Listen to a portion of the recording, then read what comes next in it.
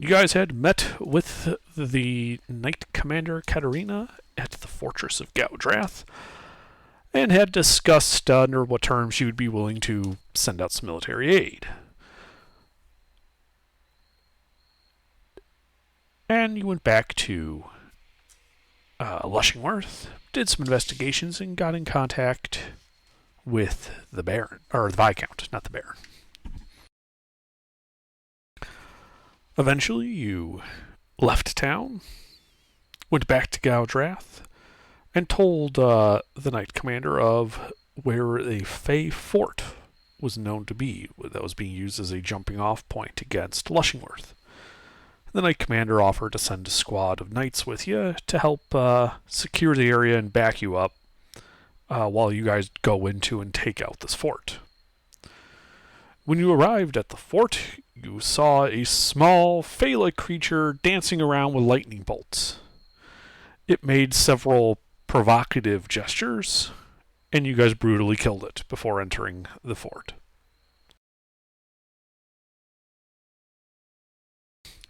So currently, you guys are standing inside this 30-foot diameter round room. A secret door having been revealed to the southeast, two closed wooden doors to the northwest and to the southwest. An inscription on the wall. Where did I put that?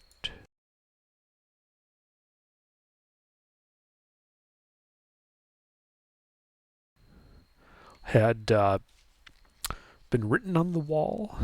Had said a Chardalon.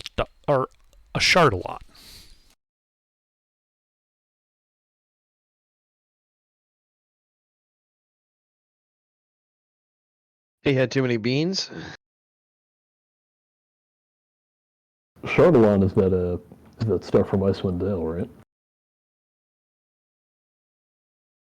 What? Chardalon.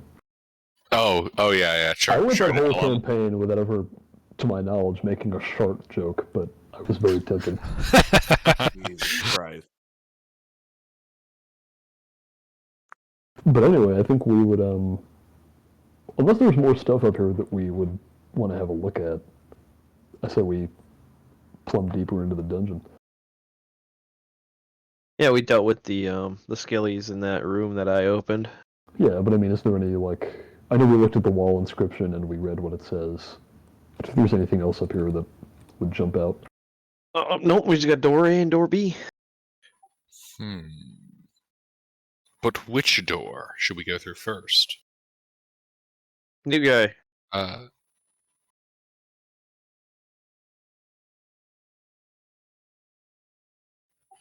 about this? On a 1, we go to the north. On a 2, we go to the south. Let's just I was use just the gonna let D2. Jay pick. I'm sorry. Why me? Because it's irrelevant which way we actually go. Ah. Well. Just trying to make you feel like you're actually included.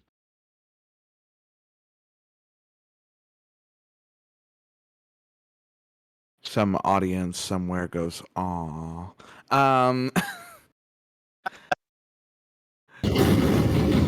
Mister, you here? Yes, I am here. Update your name. Okay. Okay. If I were to choose, well, we have a north and a south door, if I understand correctly. Hasn't Yeah, it's changed. there on the map. Well, I've always been told that if we go Just pick one. down, we must always come up. What's with that accent? So south So it is. north? So south Oh, would be- north, yeah, okay. South to go north. Makes sense to me. Or is it north to go south? I'm pretty sure we would want to be up at the end. I'd rather not. I'd rather not be down in the dumps, as some might say. So you want to go north, which is up. Yes, but we would start at the bottom. And now But we what here. if they don't connect? I guess we will find out.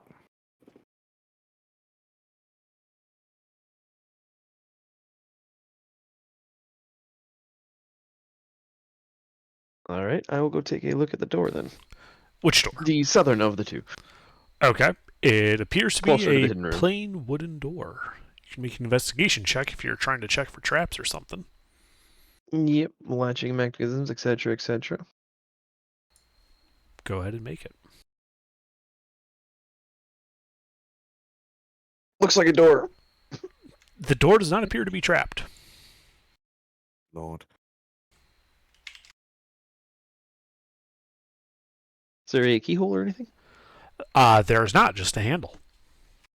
Huh. Can I make a keyhole? Do you have an axe? Do you have a key?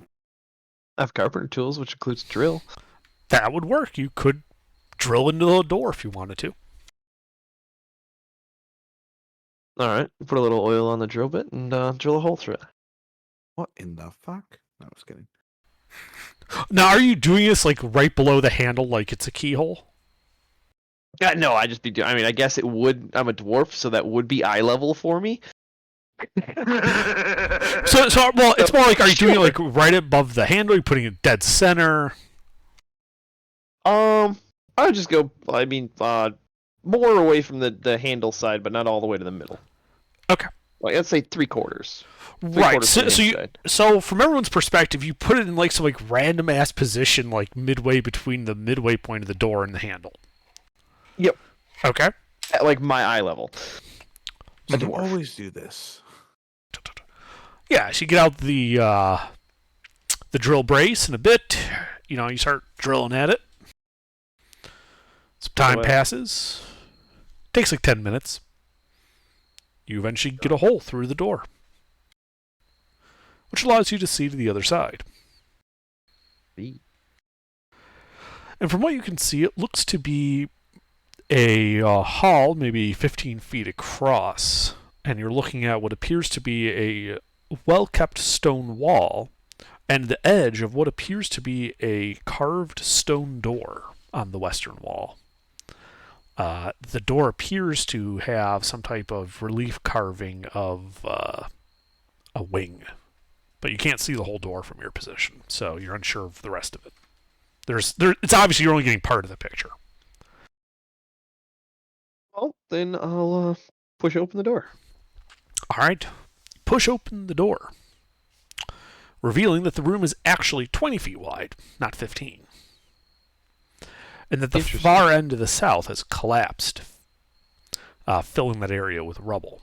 The western wall is in better shape than the other three walls and holds a stone door and a relief carving on it of a rearing dragon.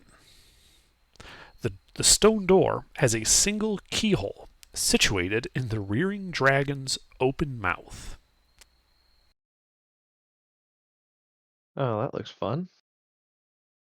All right, now that I have the door open, anything interesting before I walk through the threshold? Just the room as I described it. Okay. Could you run that description once more by me under? I feel like I haven't quite processed it. Okay, it is a 20-foot wide hall. The southern end of it is filled with rubble, as the southern wall appears to have collapsed. The western wall is in better shape than the others, and in it is a stone door. On the stone door is a relief carving of a rearing dragon with its mouth agape. Inside of where the mouth is carved on the door, you can see a keyhole. Ah, okay. Sorry, I got in my head the visual of the door being like a dragon's maw with a keyhole in the middle of all that. Okay, that makes much more sense. No, it is a relief carving of an image of a dragon. Right.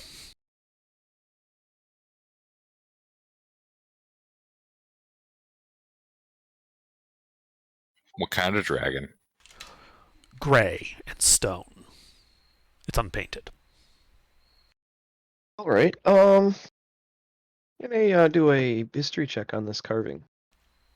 Sure, you can do a history check on this carving. All right.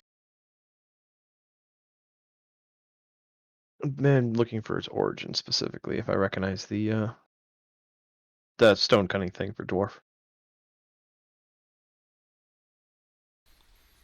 Okay.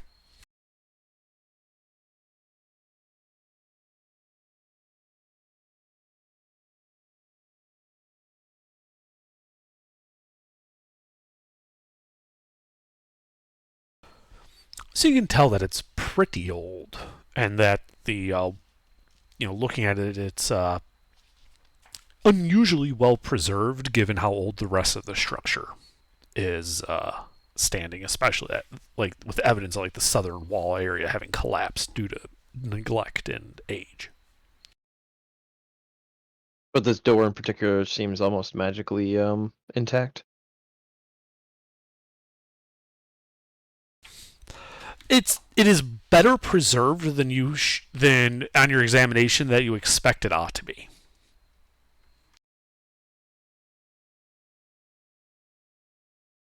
All right. I'll take a closer look at that keyhole then, I guess. Okay. Actually, Sam could. He has a better investigation than I do.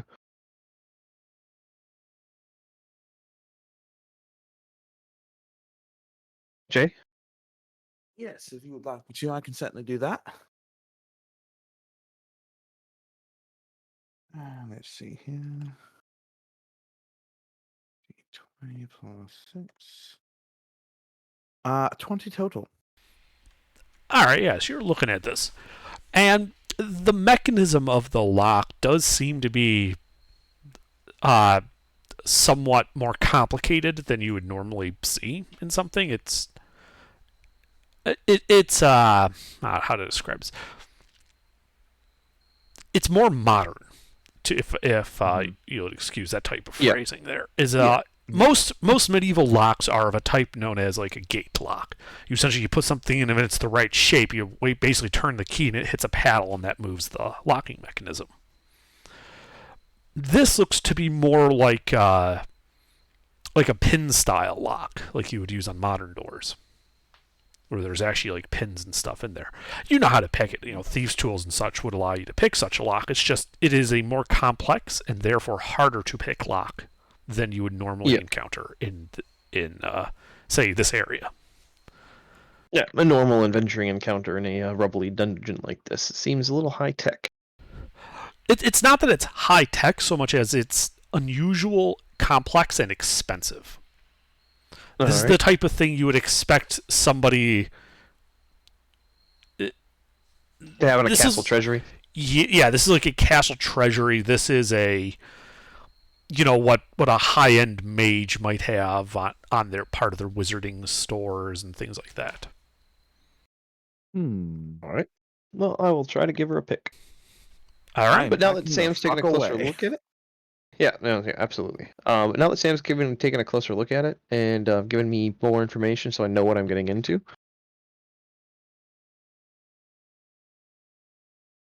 Could I have advantage? No. No, that wouldn't confer advantage. It just lets you know that the DC is relatively high. So if you have something that you have to use blind on the DC, the DC is relatively high.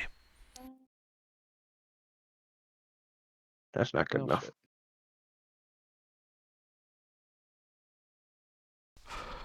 Yeah, you spend, half hour or so picking this lock and it doesn't budge. Well, I can try again, or we can go to the north door.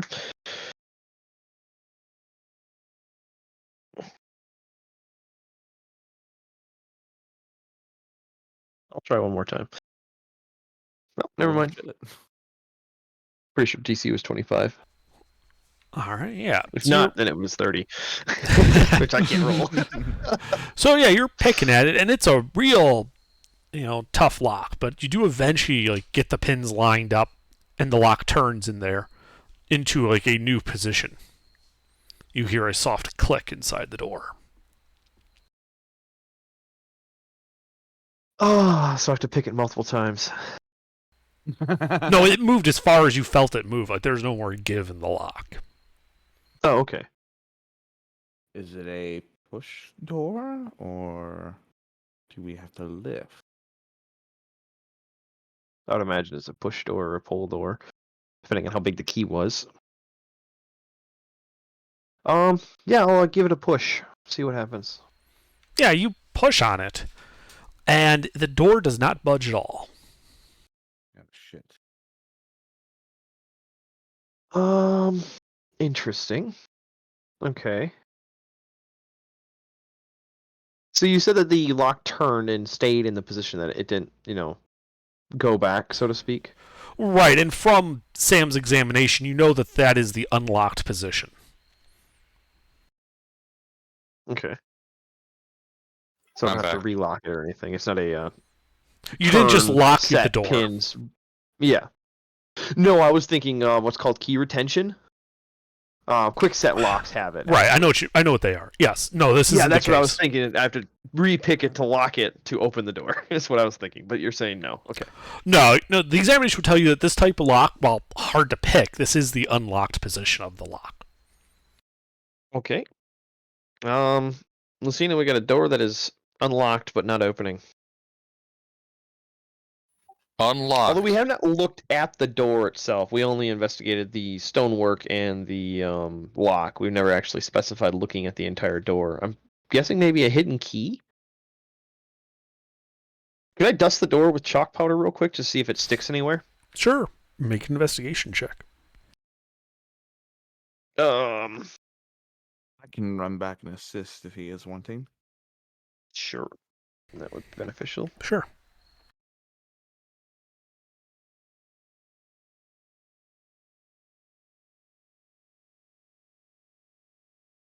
Fuck. Jesus. You sprit your chalk all over the door. It doesn't really seem to react to anything. There's no oily spots where it's sticking. Somebody's hand might have been pressed up against. Right. Big fella, do you think you could lift?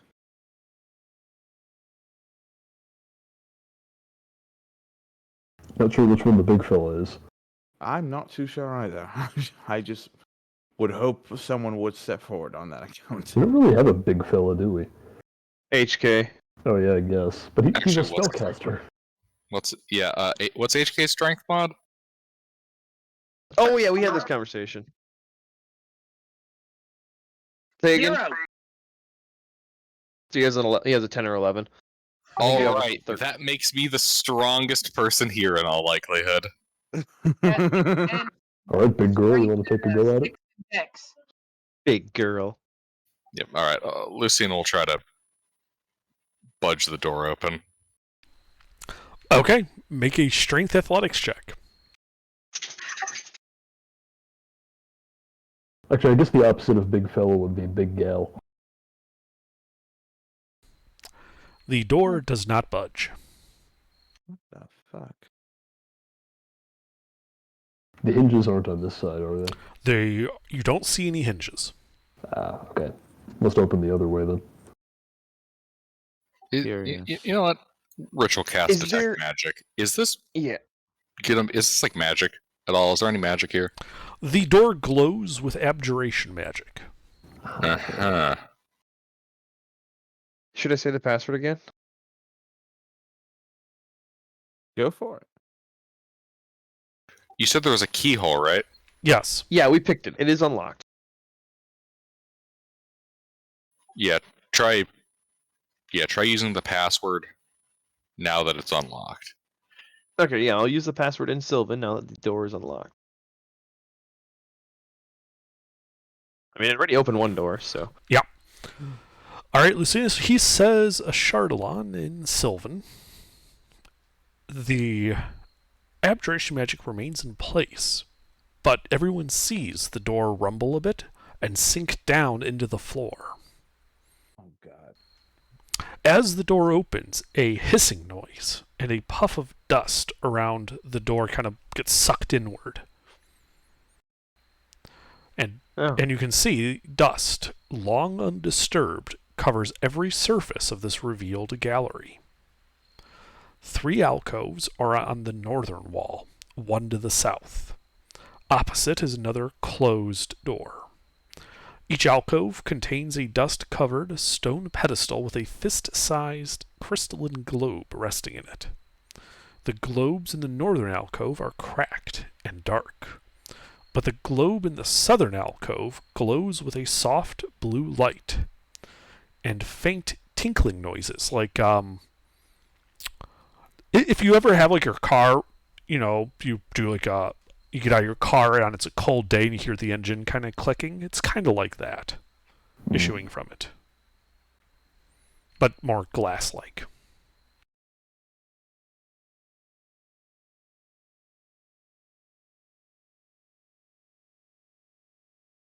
You shouldn't hear piston knock.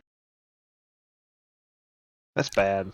It's not piston knock. It's I know. I was trying to think of sounds that engines make during the cold, and the first one that came to mind for me was what piston knock sounds like. No, this is the sound of metal expanding and contracting due to temperature change. Okay, so that's the sound like I'm crackling. referencing. Yeah, but this is more like a glassy tinkling sound, but it's similar in pitch and volume. Yeah. Yeah. Okay. Not like the gunshot that Oh, my baking sheet makes when I turn the oven on. Yeah, that's going to have more of a musical twang to it, what you're specifically talking about.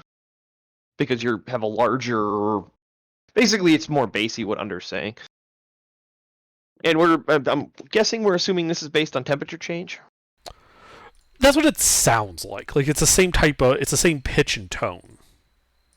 Okay. But you don't notice... Did Lucina tell us about the arboration magic that didn't go away when the door opened? That's still sitting there? See, that's what I'm not entirely clear on. Under, do you mean the magic remains on the door and the door has moved? Yes. Or the door has moved and there is magic still sitting in between us and the room? The magic was still on the door when it sank into the ground. There is no magic in the doorway. Okay. Ah, okay. Yep, before I walked through the threshold, I wanted to get that one out of the way. Because I wasn't sure what you meant, how you described that. So I was like, yeah, is there a magical curtain we don't want to fuck with? Yeah, I thought he had like some kind of magic curtain field there. And it's like, yeah, the door's fine. The magic aura, though, doesn't move with the door and it'll like vaporize your ass. That's probably what's the aberration anyway? password, I'm assuming it'd be some sort of It's protection magic. Yeah, protection magic. Meant to preserve the door. Mm-hmm. But it never hurts to clarify precisely what we're seeing. Is your right. detect magic still up for you?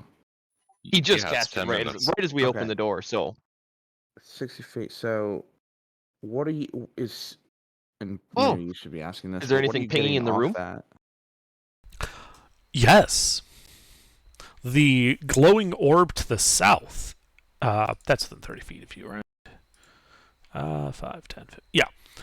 That is glowing with enchantment magic. Oh fuck. Great. Well, if he's verified the door is safe to cross, I will step inside. And then I will proceed slowly into the room. Okay. You going to the center, going away from the to the north? Let me finish up updating the map. Give me a second. Yep, no worries. Yeah. That's why I wasn't rolling anything yet. I was just letting you know that I do intend on going in alone, hopefully. I don't know if anybody else wants to risk life and limb. I'm gonna say A room full of first. dust. Well, we're not level 6, so it doesn't matter that much if I go first. Once we're level 6, then it actually matters, but... What is this leveling you are referring to? The better we get, the better we get. I'm being facetious. I am too. Okay. So the one to the south, he said, was glowing. Yes, that one is glowing. The ones to the north are cracked and dark. Okay. Then yeah, I'm just going to proceed slowly to the center of the room to see if I trigger anything. Okay. Yeah, you start walking closer and closer to the center of the room. As you get closer to that, as you enter the room and start moving in, the tinkling you notice gives when you realize that what you were hearing that you thought was tinkling was actually bells. And you can hear faint, almost like whisper level background, and it sounds like as you walk into the room, it sounds like it's music of a sort, like an orchestra. But at this point, you can only really clearly hear what must be like brass bells or something. But faintly, like it's far away. Does it sound like it's coming from that far door? Or is it coming from this whole room as a whole? As you were walking into the room, and like you're getting towards the center, it doesn't seem to be getting louder as you get into the center of the room. It really just got noticeably louder after like the first 5 feet into the room. Okay, so it's not coming from somewhere else. It's in this room, but it's consistent volume. All right. So as I'm walking, I don't notice any pressure plates or anything that I would trigger. Make an investigation check. Okay. Because you walked into the center without any problem, but now that you're in the center of the room, you can take a look around. And you do not see any evidence of pressure plates. All right, it's all clear. Though you would notice with the 13 that the air in here is quite stale tasting. Ew. Yep. So it's a very Sam's gonna well-sealed start room. walking towards that orb. Sam, that was you, right? That's walking towards the orb? Correct. All right, yeah. Yeah, as you're walking towards it, you hear the bells come in, and as you get closer, you begin to hear the strings and the winds, the woods. As you get closer and closer to this orb, when you're within about 5 feet of it, the orb pulses, like the light on it flickers. And everyone hears a waltz. And I need everybody to make a wisdom saving throw versus charm. Fuck, I'm sorry. That's fine. Wisdom saving throw. God, my wisdom sucks. Oh, sorry, that should be a 9. I rolled a 3 instead of a 1.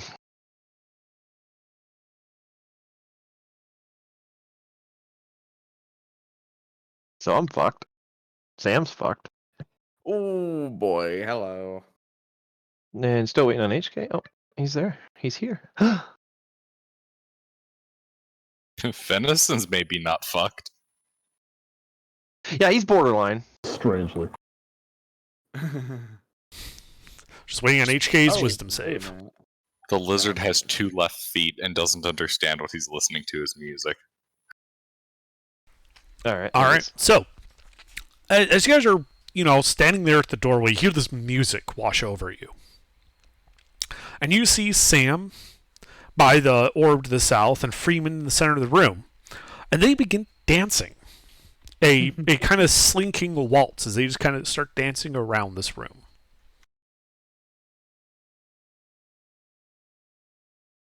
Well, it's not the worst thing that's How- ever happened to me. How strong is the magic aura on that sphere? I mean, with Detect Magic, you can tell that it's definitely enchanted. Mm-hmm. Mm-hmm. It doesn't give you a relative amount of strength except at the extremes. It is strong enough to register, and therefore Detect Magic can tell you that. Fair enough. I will walk up to it and cast Bonk. Okay. You walk up to it. The music doesn't abate, by the way, as you guys are standing there. And you're bonking it? I'm bonking it with my bonking stick. Okay. Roll to hit. Orb starts dodging. In my head, I'm thinking, don't break it. All right. That hits the orb. Roll damage. The orb starts dodging and shooting red lasers at his head. Lasers. All right. You bash the orb, and you can see small little cracks start to form in it. As it pulses again, and the music speeds up. And I need everybody to again make a wisdom saving throw. Well. Shit. Hey, that's better.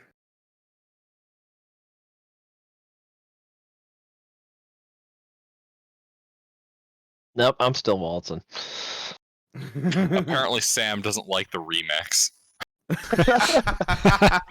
doesn't like the dubstep version. Yeah. Let's see. Am I missing anybody? Got Venison, Freeman, Sam, HK, I think that's everyone. Lucina. Did you make a wisdom save yet? Yeah, it's an 8. It's the 8. Oh, sorry. Yeah. I mean, I'll roll again if you'd like. All right. Everybody begins Nope, I didn't roll. dancing. Let me roll. Yeah. Everybody begins dancing. And Freeman and Sam take a level of exhaustion. Oh, fuck. Okay, this is not good. The waltz carries on for the round. And then everybody gets a wisdom saving throw. Hold on, before the end of the round, I want to stuff something in my ear holes. You are unable to take any action. I'm You not are- dancing. You are dancing. Completely. I'm not dancing. You're immune to charm?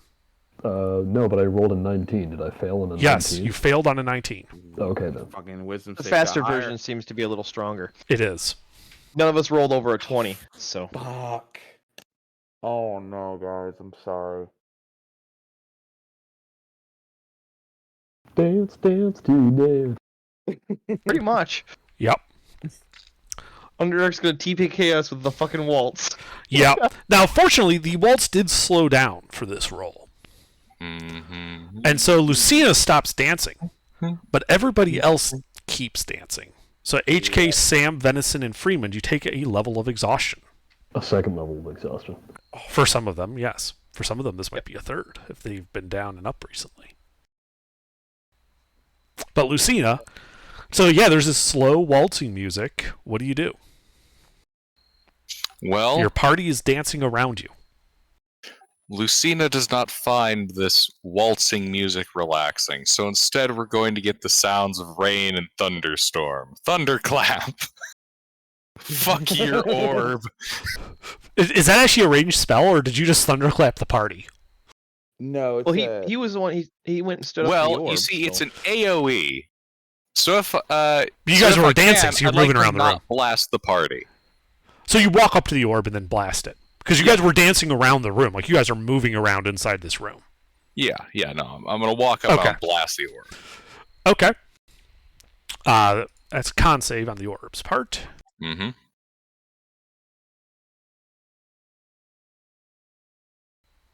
Does a 10 pass?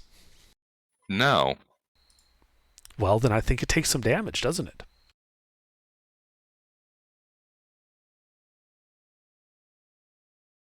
Takes a lot of damage. 16 points of thunder, and it's pushed 10 feet away from me.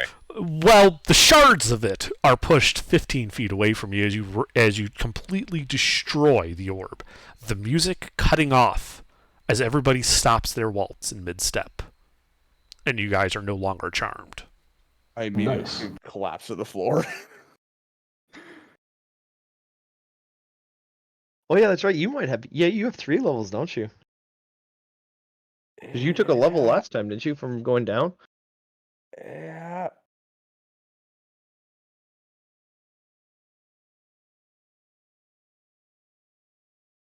It's not good. It's not good at all. Man, that would have been a fun prank, though. Bring that thing to a party and just throw it. But then it'd break. Nah, it survived 3 damage. I'm not saying throw it like a baseball. I'm saying throw it like a bowling ball. It's like roll it in the middle of the dance floor. I have disadvantage on everything, y'all. Yep. Don't worry, we'll probably I'm Ah, gonna you'll open this be door and head back. fine. What's the worst that can happen? He gets another level of exhaustion. Well, there's Some 6 of us levels. have had 6 levels of exhaustion, and we're still unconscious, and we pulled through.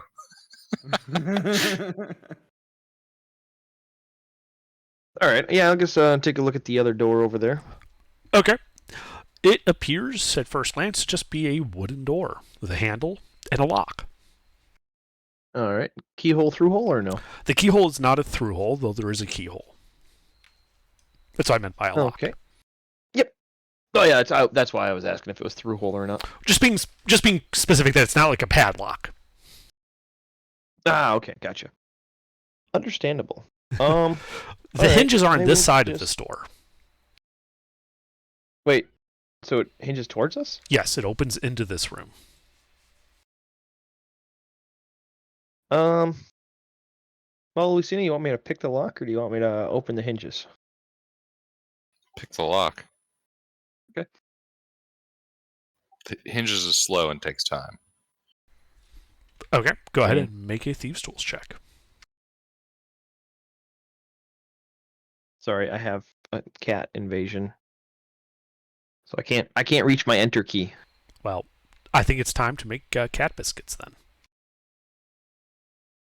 Did you hear that, Skirts? You're gonna be cat biscuits. Does that sound good? I Oh mean, my what God, would you know? You'd be frog. dead.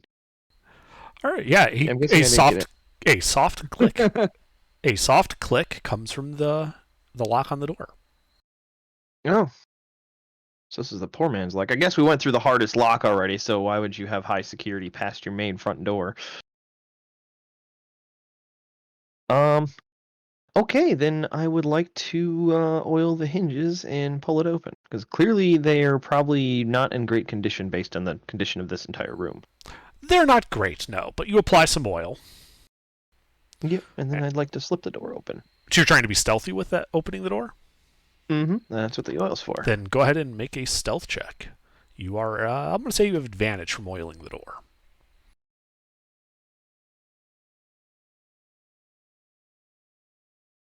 And I'm just gonna, crack and peek. I'm not gonna open it all the way. Mhm. Really? You open the door, and it's like your eyes are watering, and you have to like hold back and like do like that silent sneeze where you hold it in. Mm-hmm. Because the air in this 20-foot long corridor is stale as all hell. And it kicks up some dust as you open it. At the end of the 20-foot long corridor, you can see another closed wooden door. All right. No L closed or nothing. It's just a hallway. It appears to just be a hallway.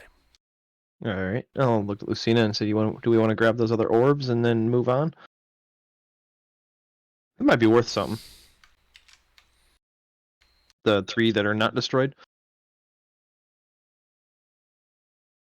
Were those ones radiating magic? No, they were not. That's why I think they're fine to grab. I don't know. Check the pedestals for Traps and traps. such? And yeah, if it seems Okay. clear, take them. All right. You want to give me a hand with that? Sure. All right. Go ahead and make your investigation checks. Well, it'll be the one check for all 3. Okay, I was just going to ask you, want me to make multiple or not? Nah. You do not see any trap mechanisms. Okay. And then scoop up the 3 orbs. Are there anything? Is So- there anything special about these orbs, or are they just glass balls? There is something when you lift up the first one. As you notice note? some dusty letters having been scratched into the bottom, like because there's like a spherical indent into the top of the pedestal to hold the ball from falling. And you notice there are some scratched in words there. They were written in common, and you can easily read them. And it says, "I prepared explosive runes this morning." I knew it. So you lift up the orb and you see the letters, but nothing happens. Yeah, somebody already set it off.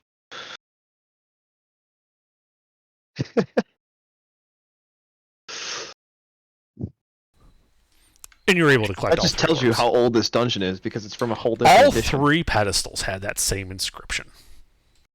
That just tells you how old this dungeon is, because it's from a different edition. Hmm. All right, so what are the orbs? What am I looking at when I pick one of these up?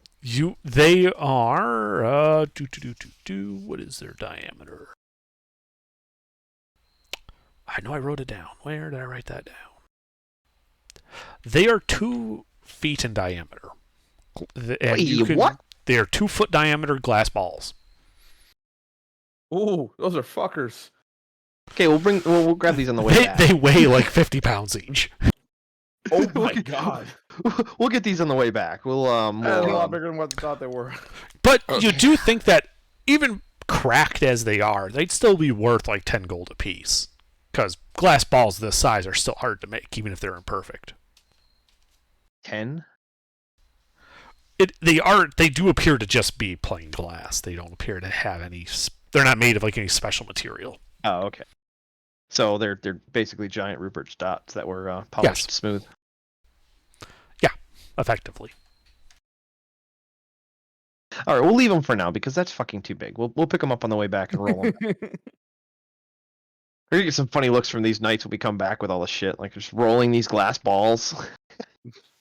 Ew. All right, then yeah, we will proceed into the corridor. I will go first, looking. Get your damn paws off the space bar, asshole. Hello? Zap. Yeah, we we can hear hear you, ya. mister. Okay, you can hear me now? Okay. Yes. Yep. I've been talking for 20 minutes. Fuck. Yeah, unfortunately, no one heard you. Fuck. I said, at our next long rest, I can swap out one of my alchemist items and make a bag of holding. Ooh. That would be handy, but unfortunately, what did you say? These are 250 pounds each? No, they're 50 pounds each. Oh, 50. Oh, I misheard you then. Okay, then yeah, then we could. I thought you said 250. I'm like, well, they wouldn't even fit in a damn bag of holding. Okay, Right 50 now I pounds have, each. but right now I have my two things I can make used up Yep. already. So I'll have Yep, to, yep. I mean, it's one of my slots. I'll just have to switch it. Yeah, you just have to, over the course of a long rest, swap them out. Okay, yeah, then I will proceed into that next room, carefully. So you're looking for traps? Yep. Go ahead and make an investigation check. Can I roll cool? No. I have a better For passive than I vigilance. do in active investigation. Because I have a better passive perception. Yes, but you're investigating for traps. Never mind. Ooh. Damn, son. Yeah, and as you're entering this hallway, you notice that in the center, like across the center of the hallway, like that 10 by 10 area, that is this. Those are 5 foot squares, so that is like the 10 by 10 area in the center of that hallway. Yep. You can tell is raised slightly and appears to be one solid piece, and kind of ticks all the boxes to tell you that that is a pressure plate of some kind. No obvious mechanisms or anything, just the pressure plate being raised up. Yep, there is an obvious pressure plate. Well, not obvious. You saw it with the 23 investigation, but you don't see like any axes or anything strapped to the ceiling or nets holding big rocks, Or tiny holes or anything. and you don't see any tiny holes. Okay, I'm gonna go grab one of those glass orbs and roll it onto the pressure plate from a distance. Okay. I think 50 pounds would be enough to trigger it. So you Hey, is anybody gonna stop me for the 10 gold? No. Fuck those All right. orbs. Whatever one looks the worst that we couldn't barter a better price for, that's the one I'm gonna take. okay? So you roll the glass orb. Are you trying to get to stop on the pressure plate, or just rolling it all the way to the door on the far side? I'm just rolling it wherever it stops. It stops. I'm not trying to be accurate. I just want it to Okay. touch the pressure plate, so that's easy Sure. to do. Yeah, it's more how hard are you rolling it is what I was asking. Not like I'm going for a 10 in bowling. Okay. Just a soft push, enough to get it to go up that lip. Sure. Yeah, so you roll it forward. It rolls on. It rolls to that lip, and you guys hear a clunk as the depresses that area as it rolls onto that pressure plate. Just a clunk. Just a clunk. Huh. Well, I thought that would do something, guys.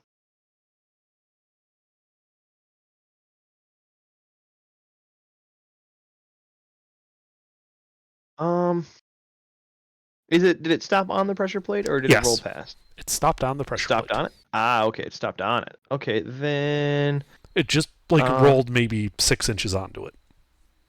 okay. Lucina, you want to give that a magical push? Define a magical push. Make it go off the pressure plate in the other direction. So you get a cantrip that you can force it away from you with. I don't know if you have anything that you can do that with. That's not a Just spell. thunder No, wave it away. No, it's all spells. Lucian will just try to move it manually. So you're just gonna I walk up suppose to it's it and push it. Say I can do it from a distance. What do you? Oh, that's right. I forgot he's a caster. I am a caster. So what are you guys but- doing? Mage hand wouldn't be it enough though. off. I Uh, suppose Everybody in 10 the pounds of party force on a can ball. forecast. yeah, I was gonna say 10 pounds of force can roll a ball. It just wouldn't be able to pick it up. Yeah, no, I'm just pushing it. I'm not fucking lifting that shit. Oh yeah, yeah, perfect. All right, so you guys are standing back and like 30 feet back and letting Sam use Mage Hand on the ball. Do I understand Yep. that correctly? He's just gonna roll it towards the other door. All right, yeah. Sam, you give it a push with Mage Hand. It rolls, closer to the other door, past where you believe the end of the pressure plate is. And immediately, as soon as it leaves that 10-foot section of floor slams up into the ceiling, revealing a carved dragon mouth on the now wall facing you. And a jet of flame erupts into it, ending at your nose, warming you slightly, but not causing any damage. It's a 30-foot cone.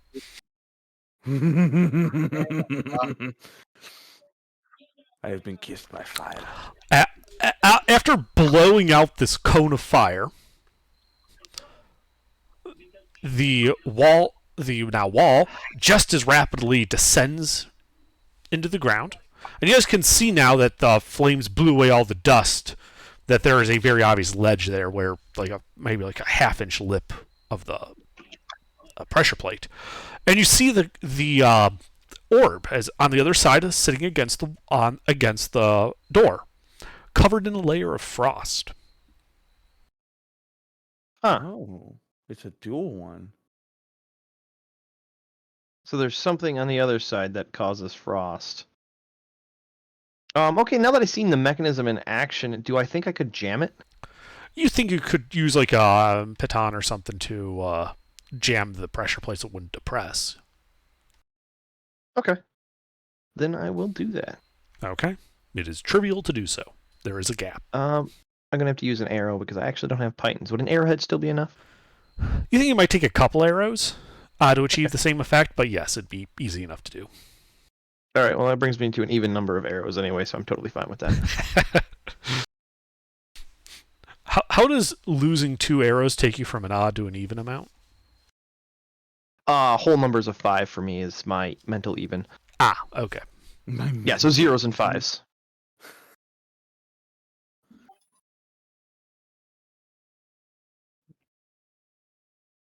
You guys don't have favorite, like when you turn the volume up, you don't have a favorite number range like that you set it to? No, No, I I'm do, but not I think that most of anal us would about call my that a life. round number, not an even number. Yeah. Also, Also, my I'm a s- computer is one of those ones that only goes to even numbers by default anyway. I can't even set the volume to an odd number. Also, I'm a sick bastard who does what you just described, but in groups of 3 rather than 5. That's Yeah, boring. see, Fuck. like it's your mind's even number. It's not a group or anything like that. It's what your mind is happy with. You people are ridiculous. Like for me, it's multiples of 5. For Lucina, it's multiples of 3. I have a friend, it's multiples of 2, no matter what. So if him, my friend, and I were to all hang out, we couldn't set the volume at anything below 30. what the absolute fuck? What? the that absolute was some fuck? build up for a joke.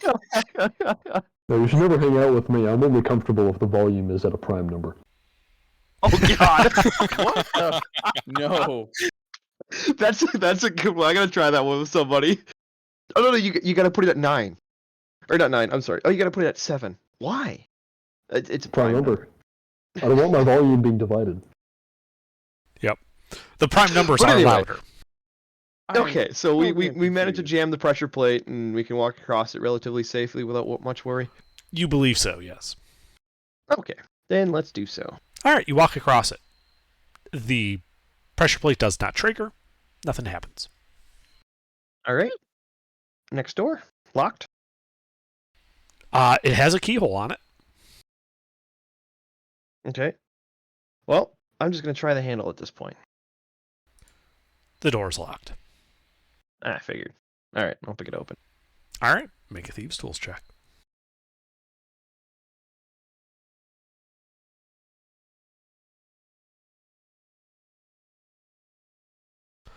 All right, you hear a soft click come from the door.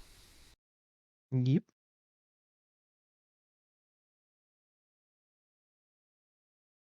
I'll open it. All right, the door swings open. And dust fills this hall like a layer of gray snow. I And held the- my breath this time. In the rounded northern end of this chamber stands a 10-foot tall sculpture of a coiled dragon carved from red-veined white marble. All right.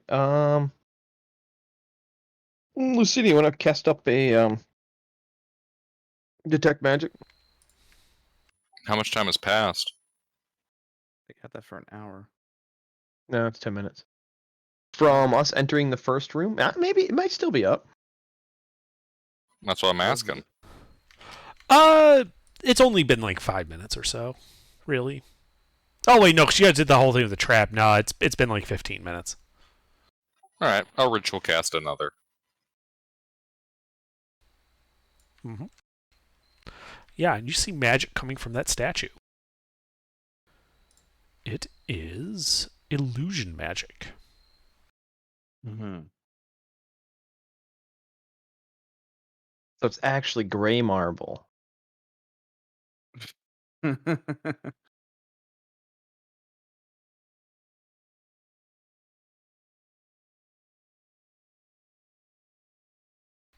just waiting on the. You map. also see as you enter. Luciana, are you here? Yep. So yeah, so the statue, as you kind of look into the room, is definitely illusion magic. And as you step in, you would also see a faint aura of abjuration magic coming from a section of the western wall. Another protected doorway, probably. All right, she'll point that out.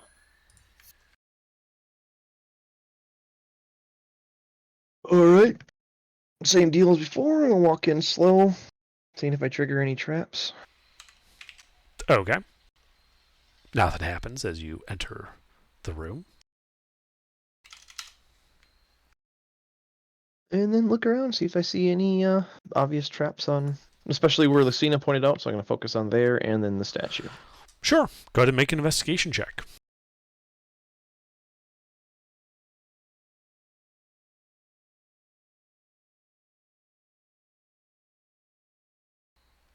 Yeah, so you walk over to that section of the wall and you're looking around a bit, and physically you don't see anything on this section of the wall that Lucina indicated. It just appears to be a plain stone wall. As you move north to the dragon statue, as you get within 5 feet of it, the jaws on the dragon statue begin to move. And a voice, low and guttural, echoes forth in common. It says, "We come at night without being fetched, and we disappear by day without being stolen." Oh, yeah, riddle. That's it? That is all it says. And the Stars. statue goes silent. It starts. Oh, yeah, stars. That was kind of obvious, but are we going Okay. to say that out loud? Do you? That's the first thing Venison says. He says stars. Oh, no, I wanted stars. All right, yeah, and you say it. And when you say that, Venison, the statue, in the same low, guttural voice, echoes also out, "Stars." And that section of the wall that you were watching, Lucina, pivots open, revealing a secret door. Ooh. Honestly, for a second I thought you were going to say something bad happens.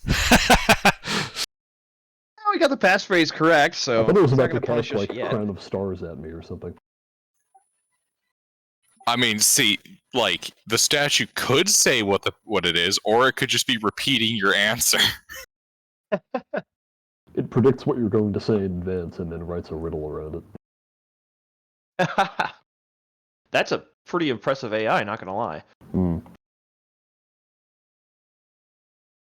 All right. I'll go take a look at the secret door now that it's open. All right, yeah, looking through it, which is just now an open archway, you can see that dust cloaks the contents of this 20-foot wide hall. 6 alcoves line the walls, 3 to the north, 3 to the south. Each alcove except the southwest one holds a humanoid figure carved of red-veined white marble. The figures resemble tall elves decked in plate armor.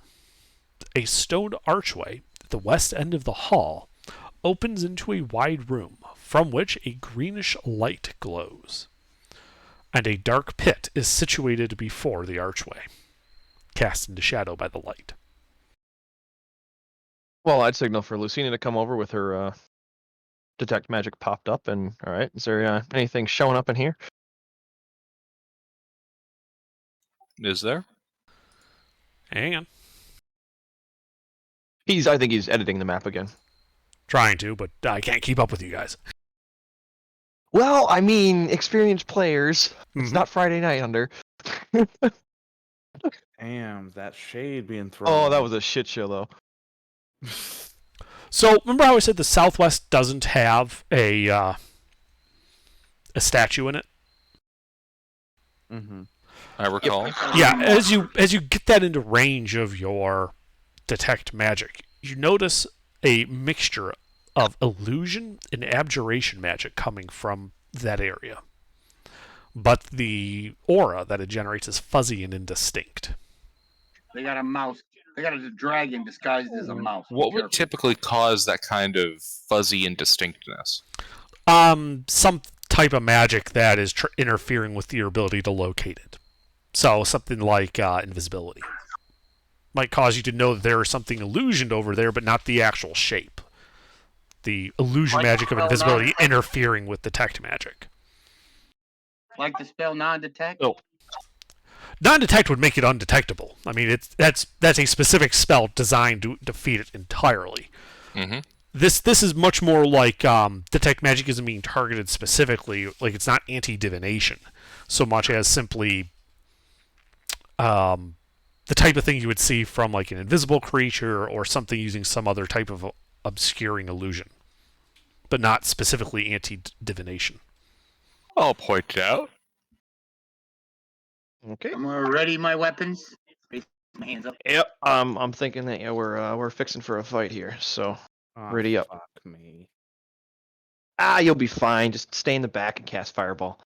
I Yeah, man, I just combat is hate simple. that I used 2 spells already. I don't have fireball yet. Fuck you. The firebolt then. Burning hands. Damn. So you said you're walking over there? Not yet. I was gonna make sure everybody in the Okay. party is ready. You Then- can also see what there's this green glow coming from that archway I described across this black pit. Yes, you remember that my description of that?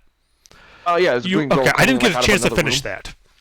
Inside that room, you can see what appears to be a sarcophagus of sorts. Oh, okay.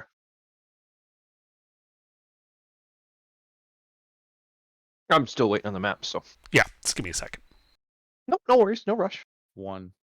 Like you said, we're going pretty quick, so I just got some cheese. Got some cheese.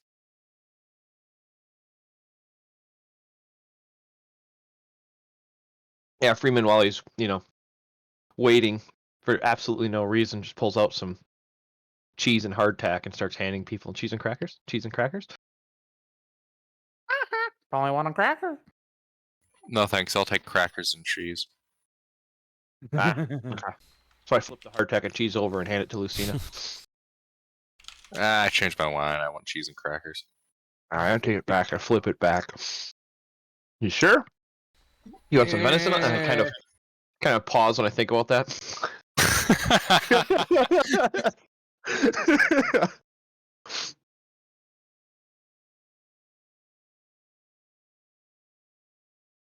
Okay, so one of those alcoves appears empty.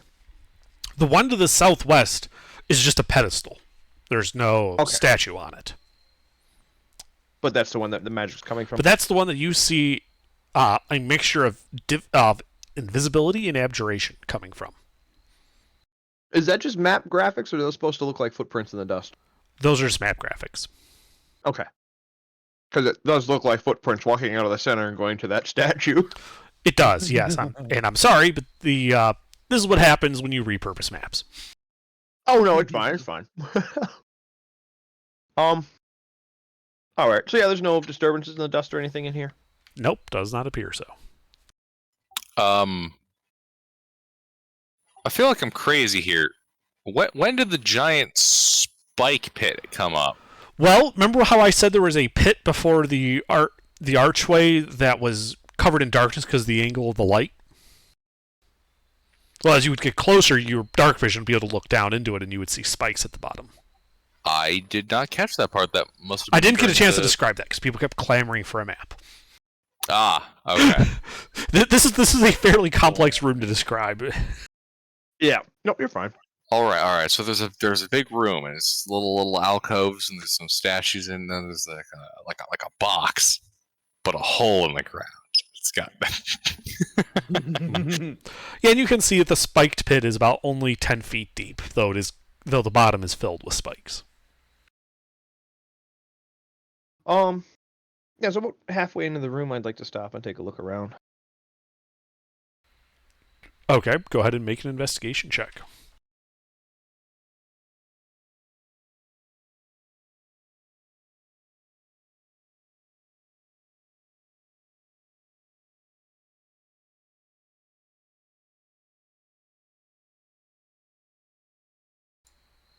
All right, as you're looking around, you notice that in the southern sets of alcoves, the middle one that has a statue, the wall behind it looks off to you. And as you're kind of looking at it, you realize that it's not actually stonework, but actually plaster simply carved to look like stonework. Okay. So probably a false door behind that. All right, I'll signal the party and be like, okay, seems okay. Everybody can come in and start taking a closer look around. Do we want to take a closer look at that illusion statue?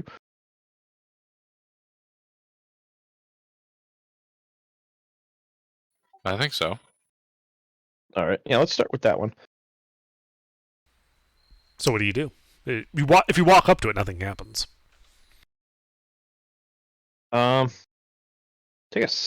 Let's see, what do I have that's stick-like?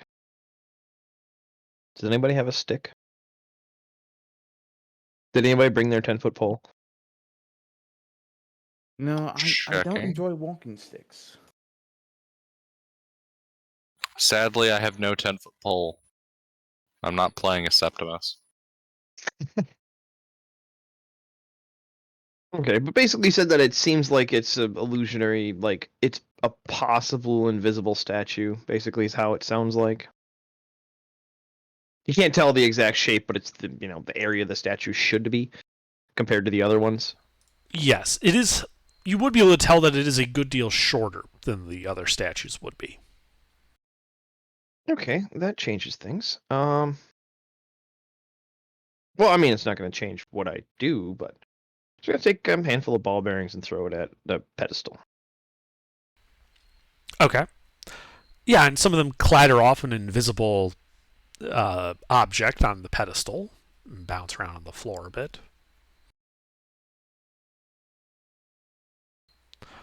From the pattern that passed through and the pattern that hit, it looks to be whatever it is would be a size class tiny. Huh. What did Hopefully it sooner. sound like to hit? I like ball bearings hitting stone. Okay. Okay. I mean, you know what I'm saying. Yeah, no, there was no meaty The thud. thing in the walls, yeah. Okay. Gotcha. There was no meaty thud. There was no rats hissing because you just hit them. I didn't know. I just wanted to make sure, or made a No, it's a good question. It's a better good question. material than the rest of the No, it's a Alright, really good question. Yeah, that was a good question. We want to just see if we can pick this thing up, see what happens. Fuck it. Fuck it. The question: who's gonna pick it up? Venison? Well, Nope. Venison has 8 strength. Actually, can I toss a loop of silk rope around it? Sure. All right. Yeah, I'm not trying to lasso or nothing. I'm just gonna hold one end of the loop and just keep throwing the other the working end and throw a couple of loops around it and try pulling on it from like 5 feet away. Okay. Yeah, you loop a couple things on, you give it a yank. Feels like whatever it is weighs maybe 50 to 80 pounds. And with a dull thud, it topples over and hits the ground. So why the fuck is the statue of the gnome invisible? Yeah, what's the point of having an invisible statue? That's what I'm trying to figure out with, The only way that makes sense is if he found some way to make himself permanently invisible and then got petrified. Ah, I know exactly what could have caused this. If he was hit by a beholder petrification ray, but also had managed to turn himself invisible, if he turned invisible while petrified, his turn would never end, and thus he stayed invisible. I'm not sure that's how that works. That's totally how that works. If tieflings can burn in perpetuity because their turn never ended, then gnomes can do it too.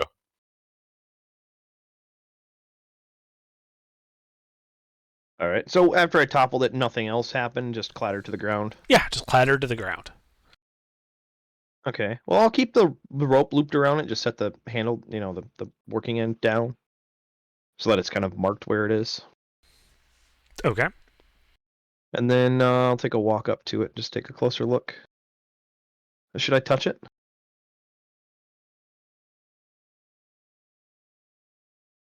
you do you, boo. All right. I touched the statue. Fuck it. It feels cool to the touch. Like Still stone. remains invisible.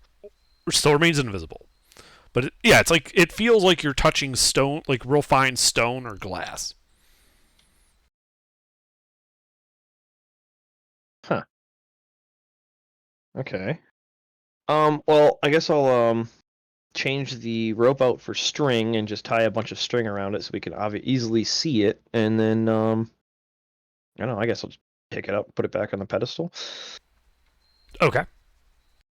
Takes some doing, but I can. Yeah, you're able that to much. slide, just finagle it over and hoist it back up.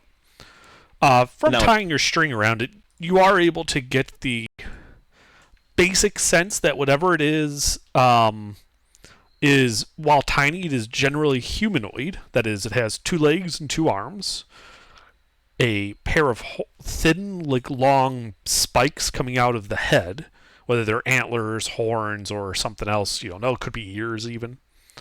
And it has a tail, a thin whip-like tail. Would we be? I didn't able know to tell gnomes what and this- tieflings like to fuck. Could we make some kind of check to know what this is, like an arcana or something? Yeah, you can make an arcana check. Try to. I don't think this is the result of gnomes and tieflings fucking. I think this is the result of gnomes and devils fucking. Oh, I mean, if a human and a devil makes a tiefling, then presumably a human and a gnome makes whatever this is. Right, or rather you know what I meant to say. it's a tiefling gnome hybrid, but there was no tiefling involved. Yeah. So, HK, as you're looking at it with the string on it and all that, you kind of get a better sense of the shape of it, and you begin to realize what this creature is. This appears to be a closet. Oh, what's it? A closet, a tiny fiend-like creature. All right. Oh, what's it? No, I'm gonna stop doing that. How many feet of string so I can mark that off real quick? You probably used 20 feet of string. I have 10? 20. Okay. 20. 20. Okay. That leaves me Hold with on. 380. What did you say it was? A closet? A closet, yes, a tiny fiend.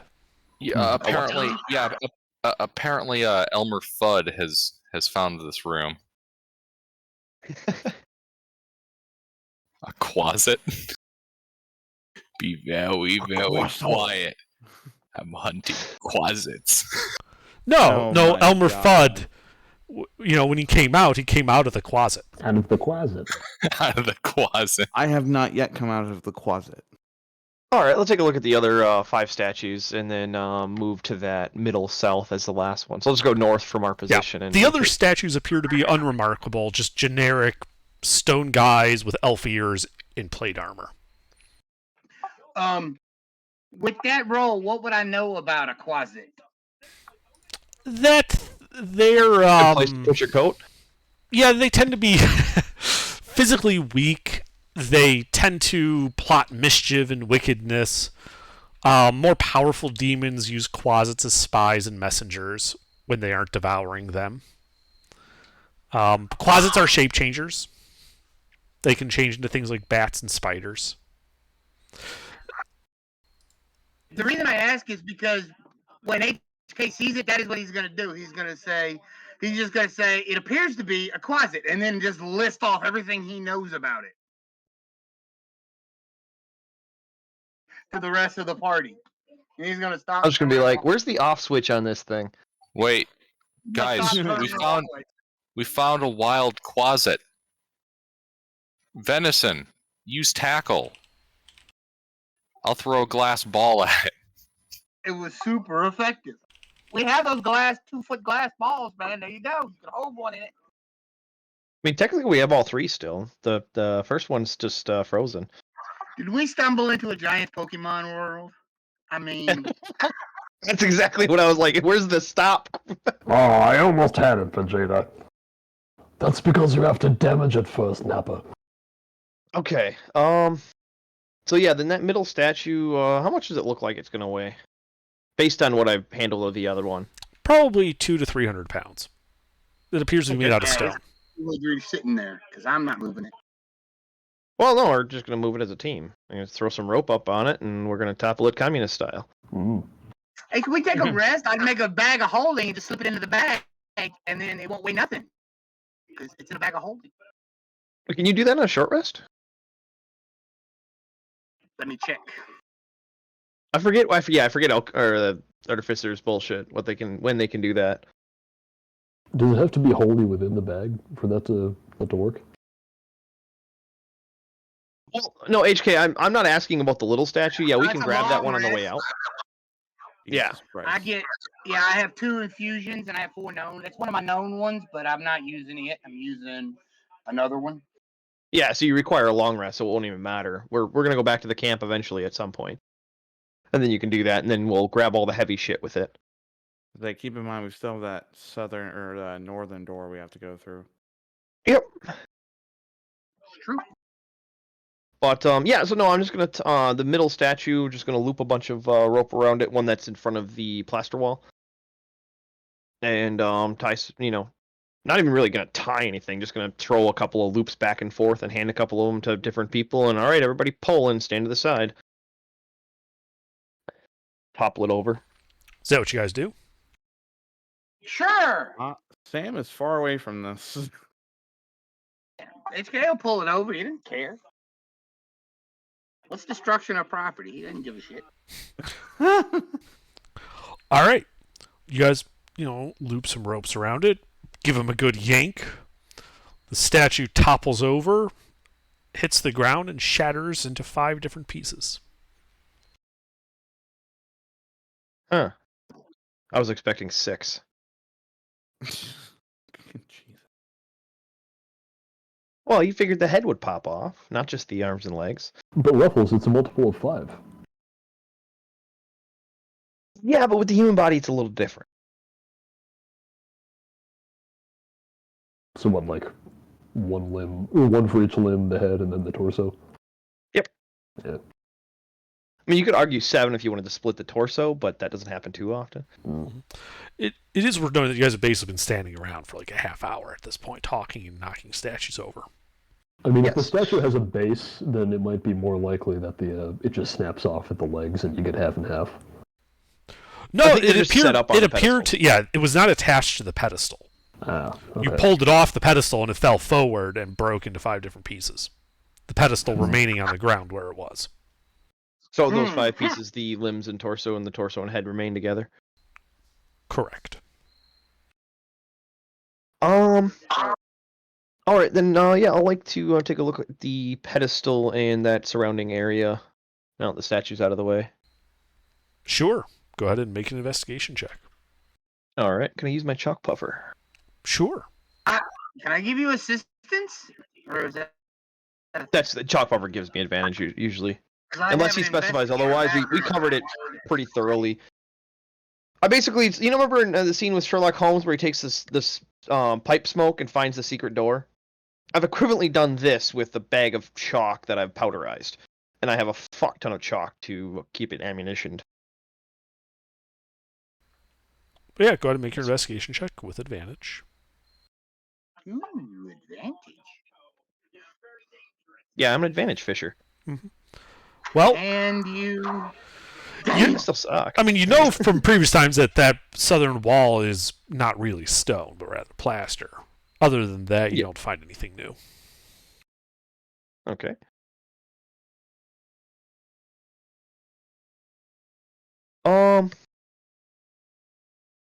Give the plaster a good push. See what happens.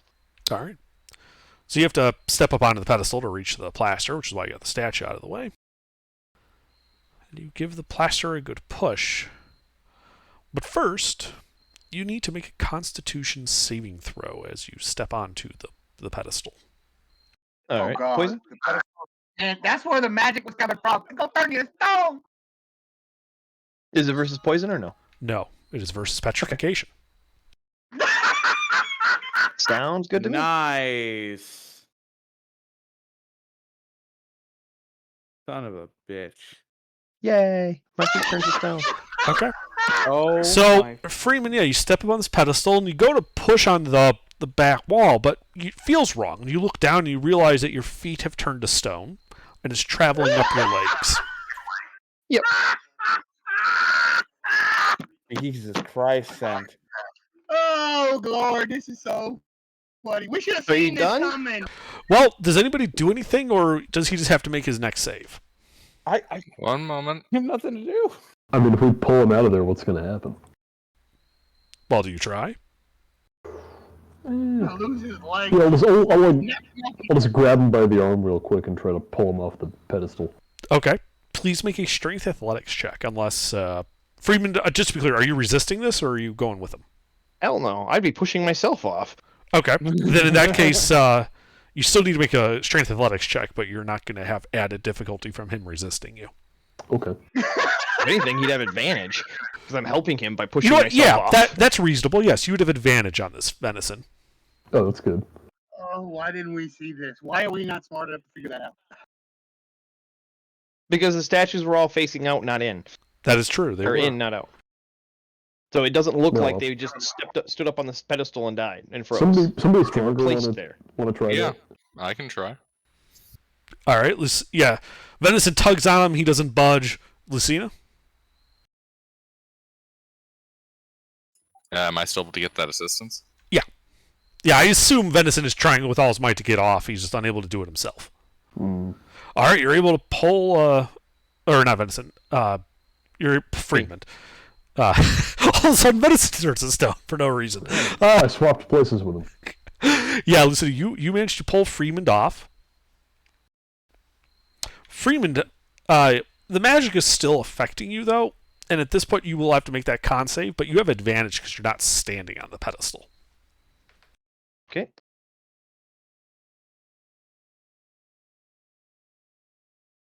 Fuck. All right, start taking my pack off then. Well, you like reach. Grab a shit. You reach for your pack as you realize that you're over 50% petrified at this point. I That's am up my running head. over and grabbing his pack off. Like, we're at least gonna save some shit from you. Okay. Does anybody have anything else they want to try? Yeah, I cast I don't know if Bless. anybody has anything to counter this, so. You cast Bless. That's good. Because I believe it's like a D4 to saving throws. It is. Yeah. Doesn't the cleric know Revivify or I don't know what the cleric knows, but I'm a paladin, and I do not know Revivify. Okay. Mister, think about what level Revivify is, and I'll think of what level we are. And think of how that's going to help on a body that's not made of flesh. All right. Well, Freeman. Or since- remove scarce would work probably. So Freeman, you can go ahead and make a con save with advantage and bless. What's Bless give? D4.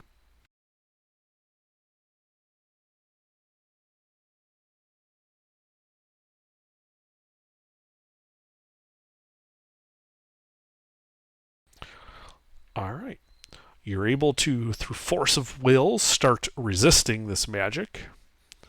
And while it does not retreat, it does not advance either. Oh god! Oh shit! Now you're half stone. He is half stone. The magic is still ongoing. You can feel it still trying to turn you to stone. But for the moment, you have stalled it out. Especially in a couple more good rolls, and send it back the way it came. Hopefully. Either that, I don't or think you're going to be half the man you used to be. Mhm. Yeah, pretty much. All right. I mean, if So- needed, go ahead and needed, continue. I can very carefully separate you from the stone beds. Oh my Well, if we can get it down below my knees, we'll talk then. How long does Bless last? It lasts a minute as long as he keeps concentration. Each of these saves is effectively a round. Yep. That's so I was just gonna ask. Do you want me to just copy paste rolls? Yeah, unless someone's doing anything, you can just keep making I don't con think saves. anybody in our party can counter He this. pulls out his little thing and asks you, "What are your last words?" I'm gonna make a voice recording. All right, but yes, my pack is off my back, Okay. so I'll do my next save, fail, It's, and that's my pack. yeah. So at this point, it's just it manages to advance some. Just your head left. Bruh. And then, because he Seriously, has what? no air in his lungs, he's technically suffocating and falls unconscious. I don't think that's going to matter, but you are correct. God. Because I think resisting it You know only just stops the progression; it doesn't actually counter it. So you get the feeling that if you were to resist hard enough, you know, I didn't you would do more than just stalemate it. Okay, So, so I'd have to roll high enough. yeah, if you roll high enough, you know, stop rolling below a fucking 10 on it and roll with advantage. Right? I mean, if Four the in a dice are row, going there to was kill him, nothing the but dice are going to nines. kill him. Nothing you can do about that. He has Yeah. bless and Yeah, we advantage. can't- Right. We're powerless. This is got to be agonizing to watch in game. It Yeah. must be. Well, keep going.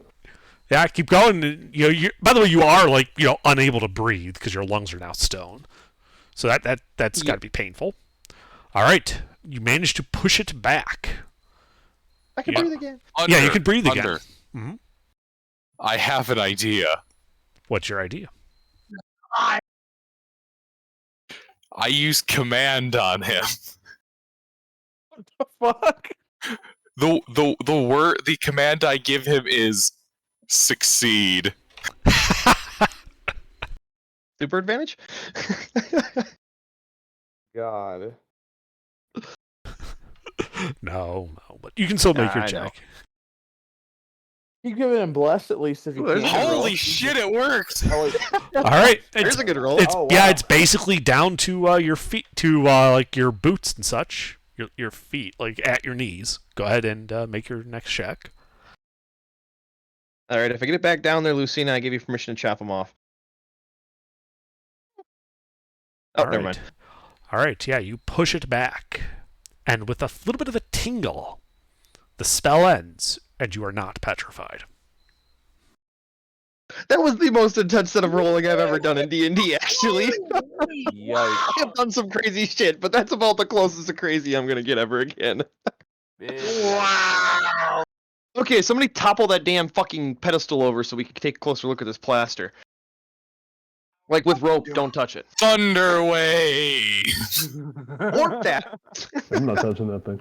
Is that what you do? Upcast. Oh, Okay. so you're just gonna thunderwave the everything.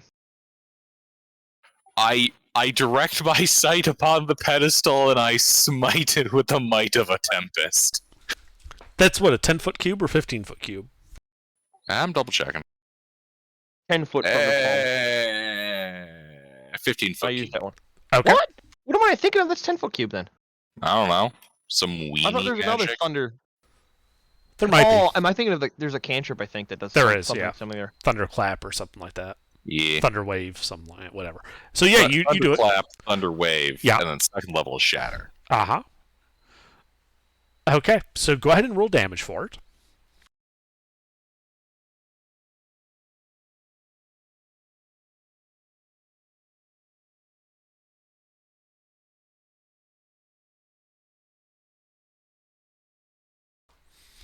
Okay, so you cast your spell. There's a loud clap of thunder. The pedestal appears utterly unaffected by it. But the plaster wall in the back, that looked like stone, is essentially disintegrated in this blast wave, revealing beyond a 10-foot wide, 15-foot deep room, covered with a thick layer of dust and cobwebs. And Plaster. And plaster. Well, dust. Yeah, plastered dust. You just put cocaine in the air. Okay, so yeah, I'm going to resume the toppling of the pedestal so we can get in there.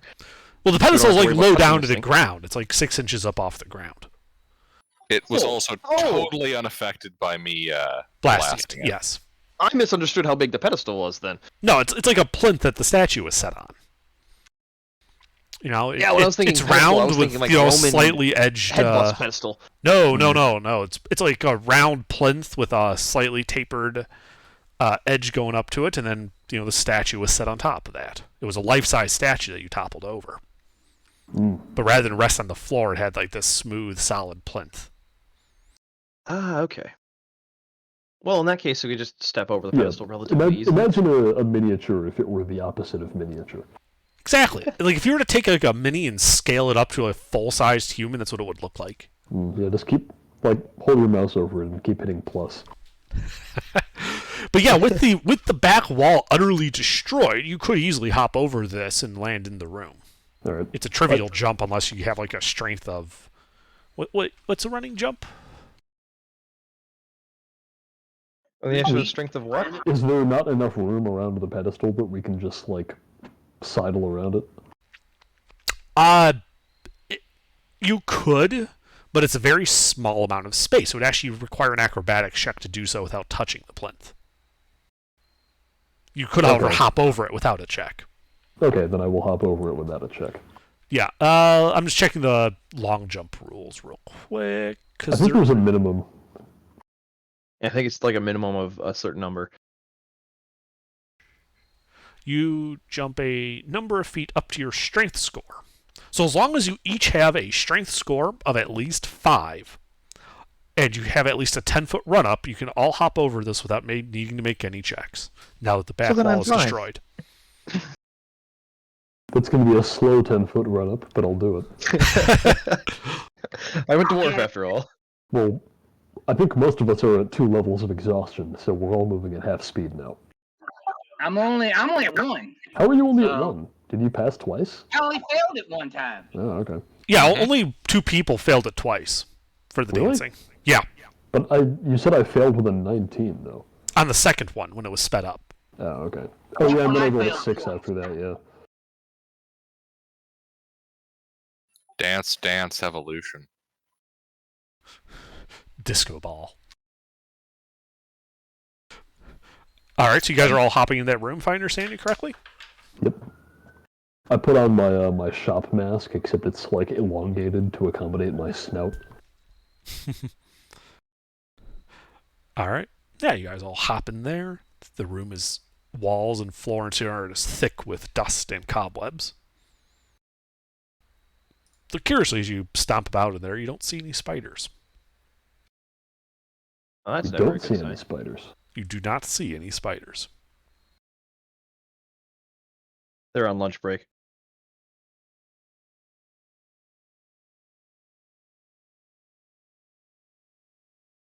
All right. Well, take a look around the room, see what else I see. Sure. Go ahead and make an investigation check.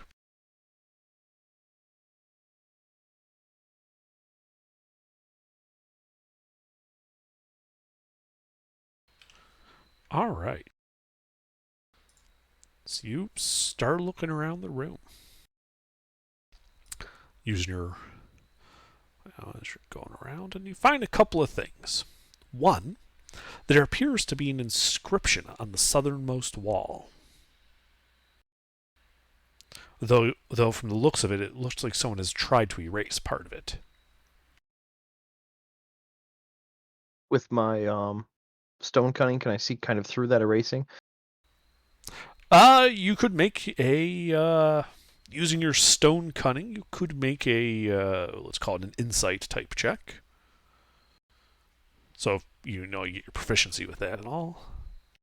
An insight Alright, type. so- Is that weak Wait. to a bug type?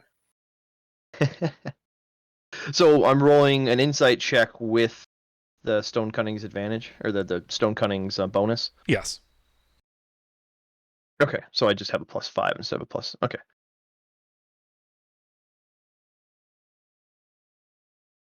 Because it just says double my proficiency, Right, you're which is unable basically to, expertise. you are unable And I to already determine have. what it was exactly, but from the length and shape of it, you think it might have been a name. Okay.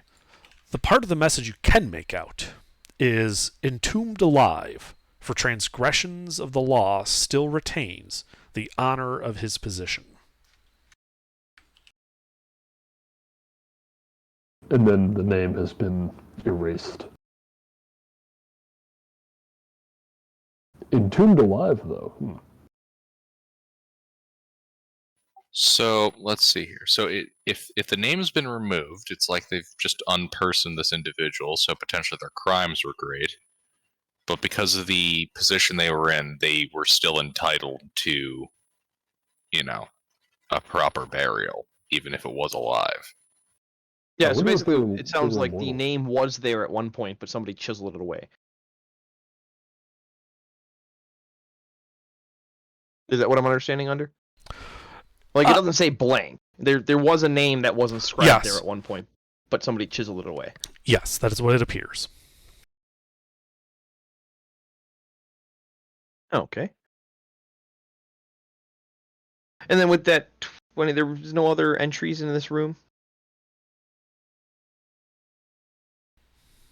You do not find anything, no. Okay. So it's just literally this inscription and pretty much it? That's it. Huh. I mean, that would have been nice to know earlier. We would have thought that the pedestals turned you to stone. I begin ritual casting detect magic. Oh wait, no, shit, I can't do that. Somebody else do that. Lucina can do it. Yeah, Lucina Yep. do that. I was Lucina like, does why that. haven't I been ritual casting detect magic? And then I remember that I'm a paladin. Wait. Do you not actually have that? Paladins do not get ritual casting. They're only a half caster. That's right. That's what it was. I was going to say, I I- remember Gilbert had detect magic. Yeah, but I have to hard cast it. I can't ritual cast. You gotta expend resources. I have it as a ritual as well.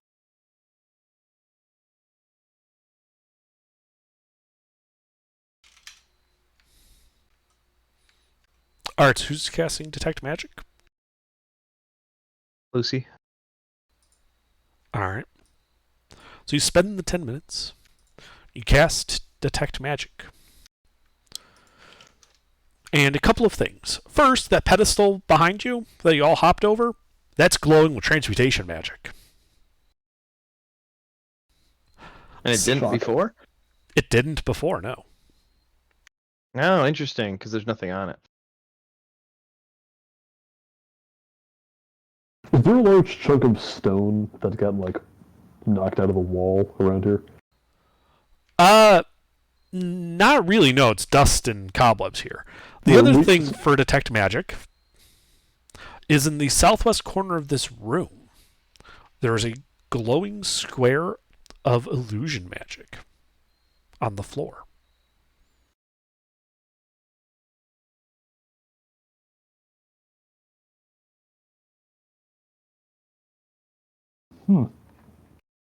Interesting. There are like some loose pebbles on the floor or anything? There are some loose pebbles, yes. Alright, I kick some of them into the square of illusion magic. Uh-huh. And yeah, they're sitting there. You kind of hear the skittering sound that they make. Okay, I poke the floor with my spear. And it feels solid. You know, you have a little tink of the spear tip against stone. Mm-hmm.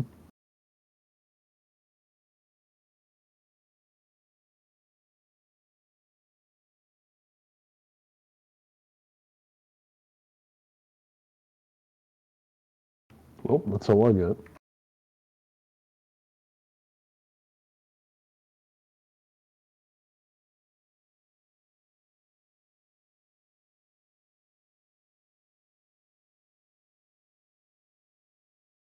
I feel like we should just avoid stepping on it. That seems like a reasonable idea.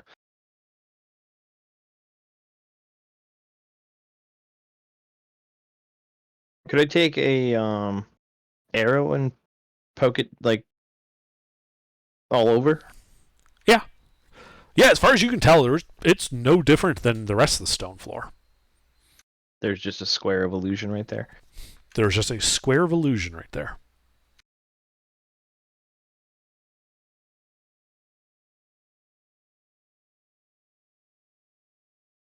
I gotta step away for a second, use the restroom. All right. Maybe we'll explore that avenue later. Go back out and see if we can cross the pit. Check out that other room.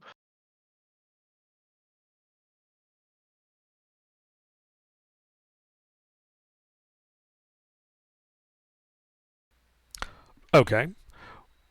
Well, a long jump is you jump a number of feet equal to your strength score. Uh-huh. So that is a 10-foot wide pit.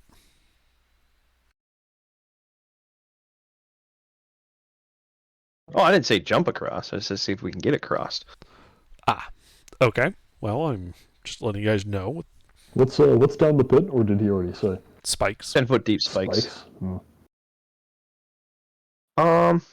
Well, we can pile a couple of bodies in there. Is anybody strong enough to jump that? I think HK and Lucina both have over 10. I have 10. Oh, so you would weeble Tim wobble. has 6. Yeah, no, I was thinking of just dragging the statues off the pedestals and piling them up. Only 10 foot deep, so we'd be able to make a rudimentary bridge across the spike, so to speak. Yeah, no, somebody just take a pipe and drive it into the ceiling and affix a rope to it. Everybody else can swing across, easy peasy. No, true. How are we getting to the ceiling? How high up is the ceiling? The ceiling here is 12 feet tall. Okay. Well, my spear is actually a harpoon, so if one of the people with a 10 strength score wants to running jump across and then throw my spear up into the ceiling with a rope on it, then we can do that.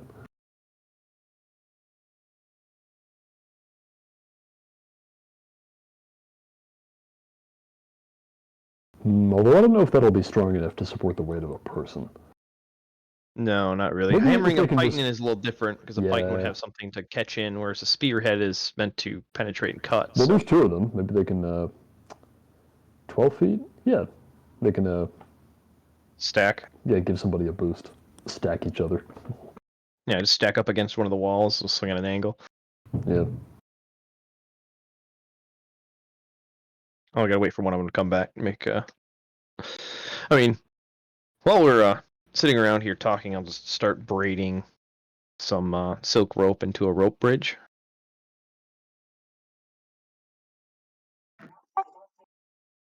Not actually doing that. So what are you guys doing? We're We're waiting for Lucina to get back because HK and we're Lucina making are a gonna have to... plan, but they have to, Yeah, HK and Yeah. Lucina have to agree because they have to jump across the gap themselves. I can get across the gap. I said I had a strength of 10. Okay. Is that what you're doing? IHK, you're leaping across? Yeah, sure. Why not? Okay. You leap into this room. Wait, hang on. Wait a minute. Wait a minute. Pause. Mm-hmm.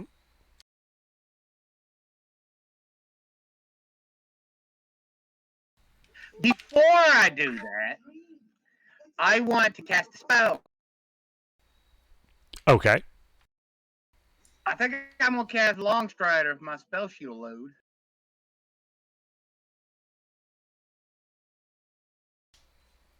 Does that allow you to jump further? I think it does. I'm not positive. You're not negative, are you? Huh. It just increases No, your no, speed. no, It doesn't say anything about your Let's long see. jump. Here it is. Oh yeah, it just increases my speed. No, You're right. You're thinking of the spell called Jump. Okay, yeah, I have that as well. So I will cast Jump on myself. That triples Okay. my jump distance. Right. So with a 10-foot lead up, you could jump 30 feet if you have a 10-foot strength. If you have a 10 strength. Okay. But more importantly, I think he can jump 12 feet into the air to drive that python in.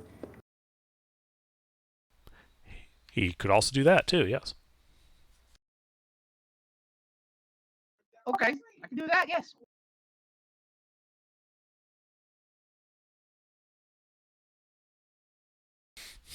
Yes. You jump up. You drive that python in, leaving the rope hanging down.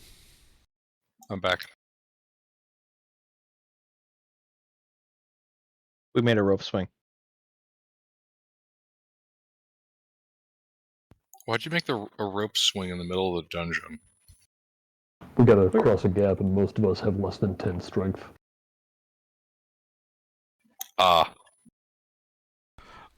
right. Yeah. So you jump up. You use the baton to drop down the rope so people could swing across. What do you do now? You're still on the side with the statues. No one's jumped into it just yet. Alright, now throw me the rope.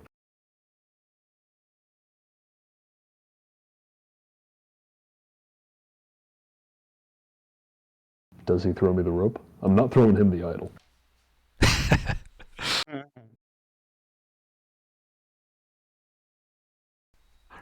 Wait, did I misunderstand? Did you have HK jump across first and then set up the rope on the far side? That's Yeah, what I so that assumed we he had the was swing doing. distance. Okay. Yeah, so yeah, you jump across, you set up the rope. Other people are able to swing across to join you. It's trivial at this point. Mm.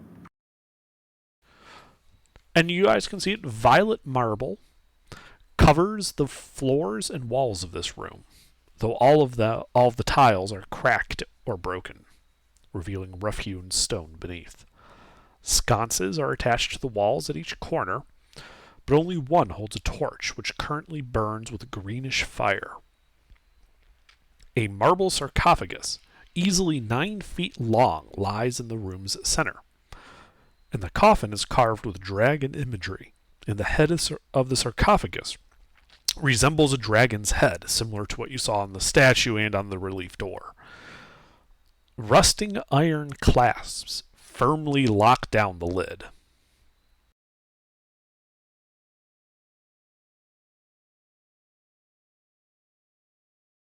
Oh, we should open this up, eh?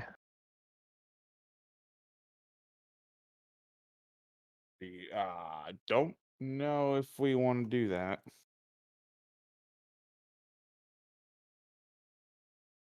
Well, let's see now.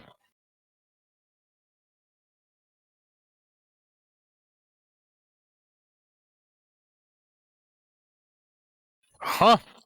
Apparently, only paladins have that. Paladins have what now? The divine sense thing. Yeah, that's a paladin class feature. Yeah. Mm-hmm. Anyway, I will divine sense. Okay. You divine sense. The sarcophagus is desecrated. Yep, shit's haunted.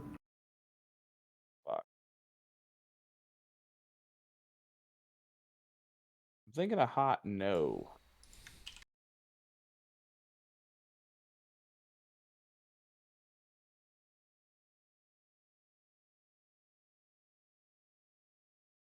Or the paladin. So, are we gonna open it or what? Let's. I'm opposed to that. Yeah. It is Oh, is there a anything worth, desecrated. Out, but You know, the investigator and the curiosity inside HK is gonna make him vote yes. Let's open it. I mean, can't be that bad. there could be a lot of bad things in that. Well, it's a coffin. I imagine there's only one bad thing in it. But how Maybe two. powerful is that one thing? Okay, It said entombed alive. what would I assume is in there based on an Arcana check?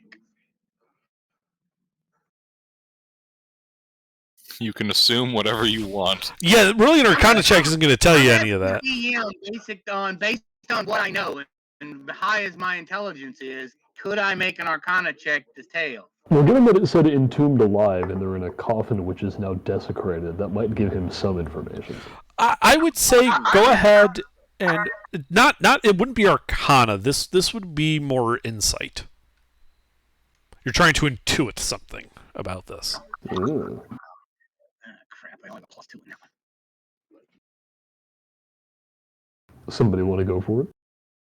I mean, I'm willing to bet that the guy was put in there, and then because, he would have spent that time being in a cramped, horrible space, that desecrated the coffin, kind of like what we saw with the slaves on the keel. Yeah, you have a feeling that HK, that based on that room with the inscription, what you've seen so far, the carvings in the sarcophagus, this likely was somebody who pissed off some fairly powerful people, got himself entombed alive, and Now, fell I've seen magics this are movie. afoot. I've seen this movie. I do not want to play the mummy. Let's leave this alone. I've seen this movie. Okay, get it, man. Well, we came all this way. We can't, leave without saying hello. He doesn't get a lot of visitors. You've seen the dust. You know what? Fuck it. Let's open it. I still vote to open it. I mean, what's the worst that could happen? We summon some ungodly horror. So I vote that we keep looking around. Maybe leave this for now, and at another time when we're not feeling all exhausted, we can come back and find out what this is. Mm-hmm. Oh yeah, that's a good. That's a point. reasonable argument. Is there anything worth stealing off the coffin itself? I Is wouldn't. there, I wouldn't chance that right now. I If we're gonna wouldn't steal do that, anything from no. in here, I'm let's not wait until going we to know steal what's it. I in just want to see if there's anything worth popping up. I mean, it's made out of marble. It's fairly valuable stone. You Yeah, got any gems that are encrusted on it or anything? yeah, that's what I was looking for. Any There are stuff not. planted on it. Just smooth marble. It is just carved marble with the iron clasps. I like the And- implications of that line of statements. Is there anything valuable on it? Well, there's the coffin. It's made of valuable marble. I can almost hear Ruffles thinking, can I lift that? No. I'll come back for it later. You know what's funny is I didn't say that out loud, but I did think that. Well, we could take the whole coffin, then it's somebody else's problem. We just don't tell them it's desecrated. We're not gonna open the coffin, but we'll steal the coffin. Yep. It's like a collector's Send some item fucking toy. rich money to some kingdom somewhere it- else. it's less valuable if you open up the packaging. Mhm. Exactly. All right, guys. Right here, we have a first edition collector's sarcophagus from Based on what we've ran into so far, I'd say Darwinian second edition. Empire. I'd say second.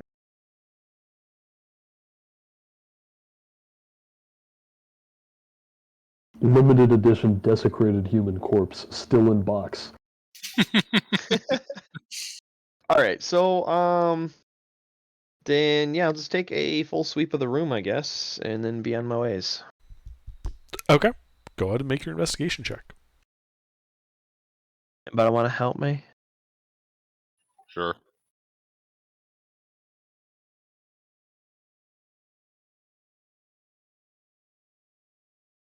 I'm picturing a layer of the abyss now, which is basically just storage wars. Be hilarious. That's Yeah, you don't find anything. Okay. Back we go. I'll grab one of those marble arms. One of the marble arms. Yeah, What? from the statue we broke. That wasn't marble. Oh, yes, they are. Sorry. My mistake. Yes, they were in fact marble. Interesting. Wait, when he was getting petrified, was he getting turned into marble? Yes. Interesting. Does the plate on the ground look like it's removable? No. It didn't. It didn't Is there budge another despite chunk of taking a marble? direct hit from a thunder wave. True. Actually, no, never mind. Yeah, they're all gonna be fixed in place. Do we want to bring the little guy with us? Or yeah, we're gonna wait. I just want to bring one of the arms with us to be like, so this is what we're running into in there. So the knights have some information in case we don't make it back. Because I think we're just gonna go back to camp at this point. We can't explore for very long. How long have we been exploring?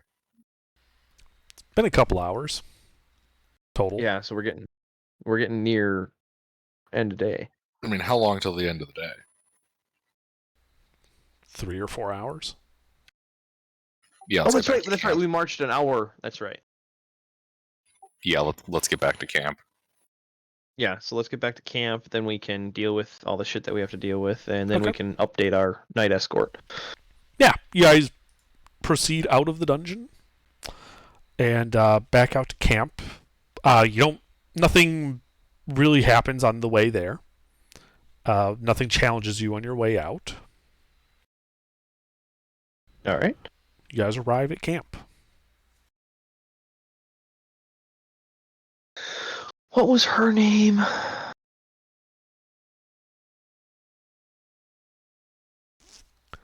Hang on, I gotta open up. It is Sergeant Casper. Yep, I was opening up my Fantasia.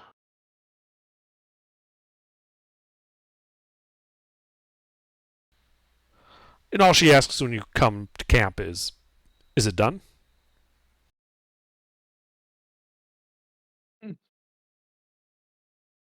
Wait, who's Vera White? What? Who's Vera Whiteman then?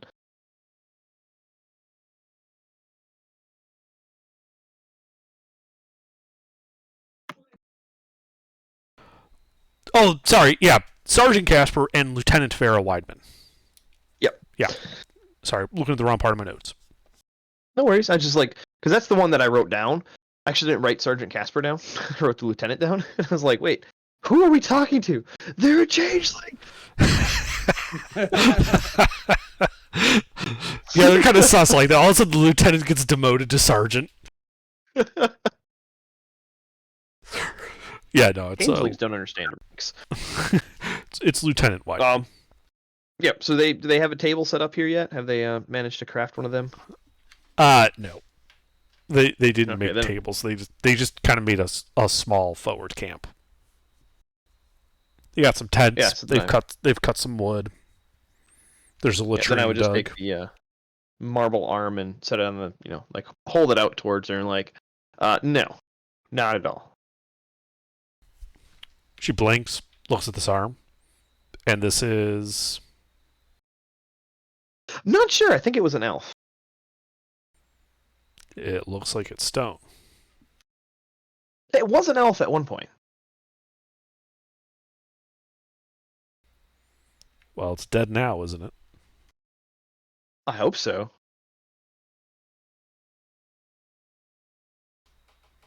So what? And then have we'll- to go back in tomorrow. Yes, most certainly. We encountered some issues and need a little bit of snoozy time. Okay. Well, that's why we came here and set up camp. We also brought All right. provisions for several days, so it shouldn't be an issue. Wonderful. I assume you guys are just waiting for the morning then? Mm. Yeah, and you said that we had like 2 or 3 hours before we left the ruins. You had 2 or 3 hours before the end of the day. Well, you had 3 or 4 hours before the end of the day, and then it takes an hour to walk back to camp. Okay, so we have 2 or 3 hours right now. I'd like to begin taking a log to board. I'm sorry, I must have misunderstood. What did you say? With the carpenter's tools, I'd like to begin laying out a board about 8 feet long out of a log. Okay, sure. You It's can a time-consuming process, so it'll take me a day Yes. or two to build a table. okay. Yeah, so when we bring stuff back, I can slap it on the table. Oh my god. He just wants to get rid of that 8 without a table debuff. Oh, this does kind of feel like RimWorld now that I think about it. Can't tell if that's a good thing or a bad thing, so Both depends on who you play with as your storyteller. great. And our storyteller is Anyway. Underdark, and now that I'm thinking about it, I'm going to talk with some of the RimWorld modders that I know, and I might make an Underdark storyteller because that would be hilarious. Anyways, And then it got worse. Exactly. It's like the chaotic Randy Random, but it's just like it's not actually random. It's just randomly worse.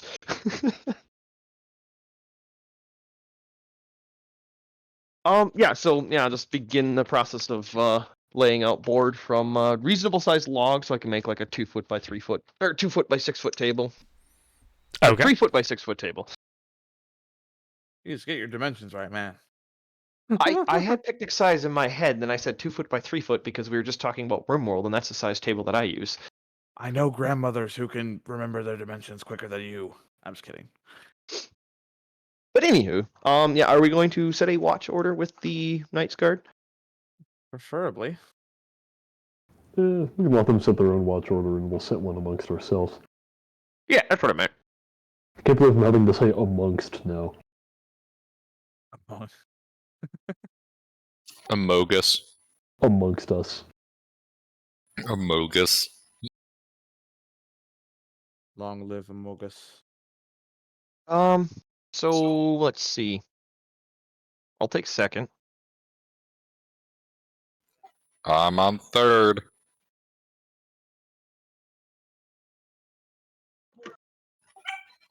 Yeah, hold on, I'll just type it up.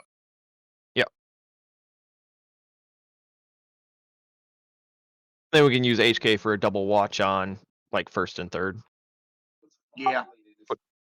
Put Sam on fourth, Venison on first. Sure. Well, I since I HK have doesn't 3 levels of sleep, exhaustion. I can't really do much.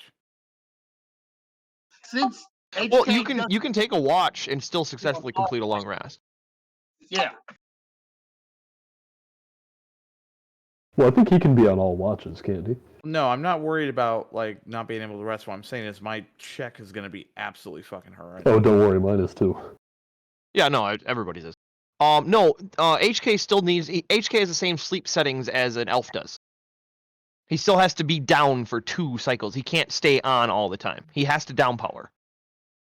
He has the same sleep rules as a elf. He doesn't actually go to sleep. He stays in a state of unconsciousness, essentially. Yeah, but I think what he's done in the past is he's just sort of been sitting there in his like His trance. safe, Yeah. his trance, quote unquote. Yeah, so he's on watch, but he is still not actually participating in the watch because he's in his trance state. So he can only actually participate in 2 watches.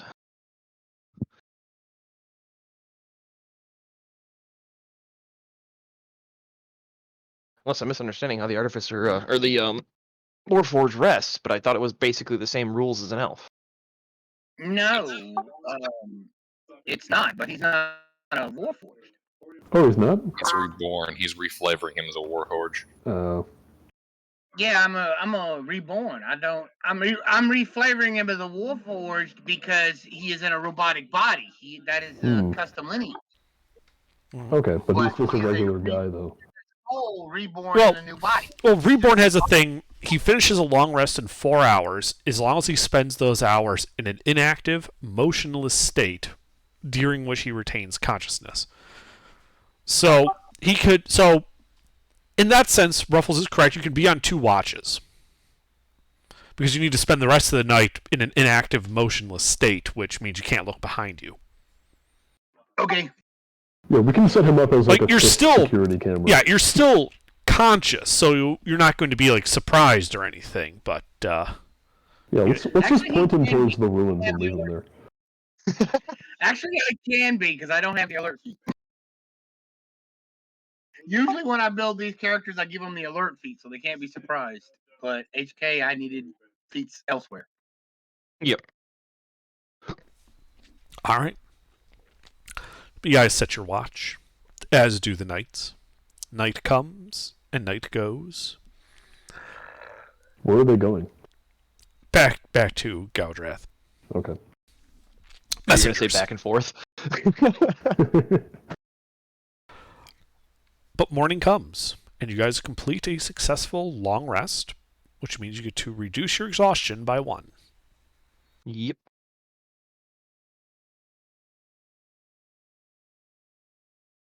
Oh boy.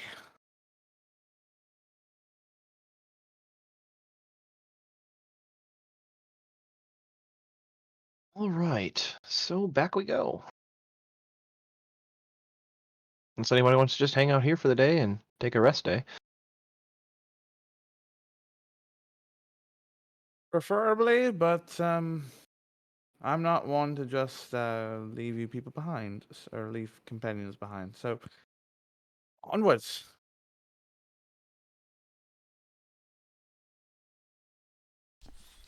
All right. You guys trundle an hour through the woods. You arrive overlooking the same wrecked fort as before.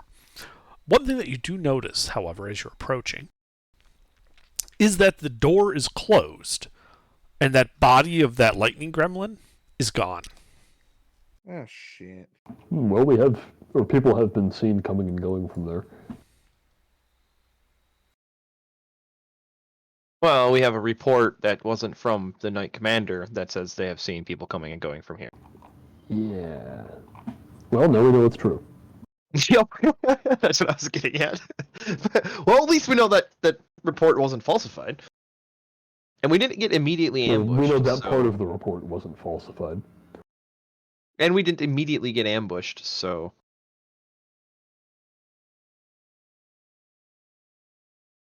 Alright. Hmm. Sneaky then. I'll Yeah. go out ahead.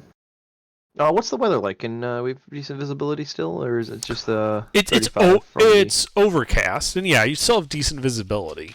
Bit of a chill wind, but not too bad. Alright. Then yeah, I'll stay that 35 ahead Okay. and approach Uh-huh. nice and quiet. Okay. Yeah, as you approach the door, go ahead and give me a stealth check.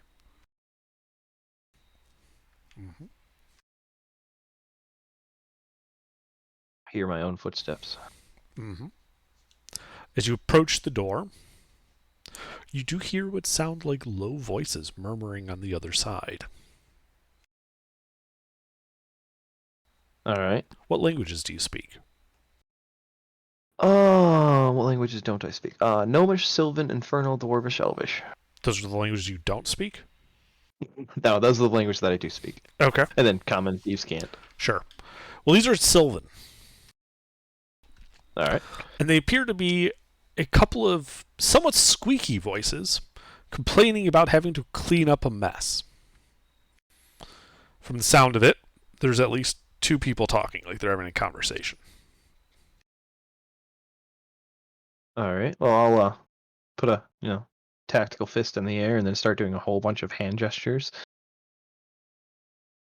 to the party.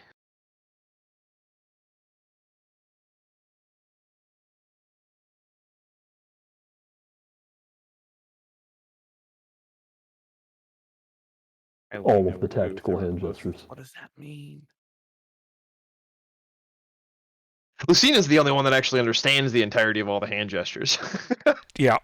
Yeah, he's like the guy that does like the sign language, when someone's like speaking publicly. Yeah, as the sign language interpreter.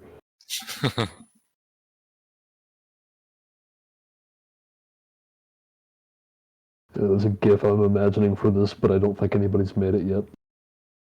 I'll have to do that later. Anywho. Like that? Oh, wait.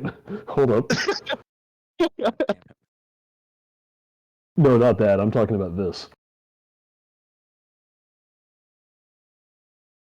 Oh, damn it. It's not fucking playing. Fuck.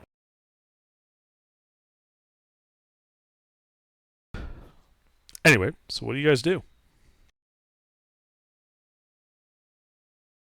I mean, I would signal for them to Nope, move so- up. From the sounds like there's only 2 of them. I opened up. That's pretty good.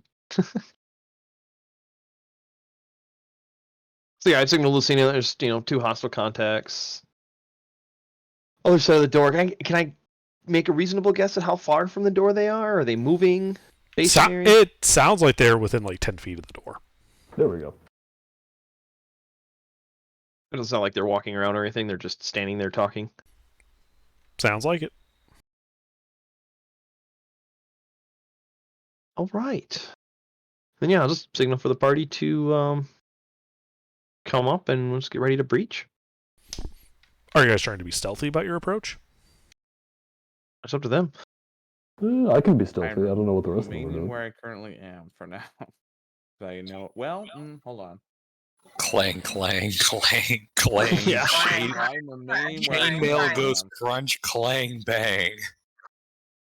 I'm not as bad as Gilbert because I am wearing infiltrator mail, so I'm not as don't have any negatives, but yeah. I have a -2. Disadvantage on everything, so. Yeah. I mean, it's up to them. I mean, I got the information that we need, so if they want to be stealthy or not, it makes no difference. We know there's 2 contacts inside, and I passed that information to Lucina quietly. For anyone who is going up, you should be stealthy. I'll just say that right now. So who's going up? Right. Is Sam the only one that's not going up? That's not advancing?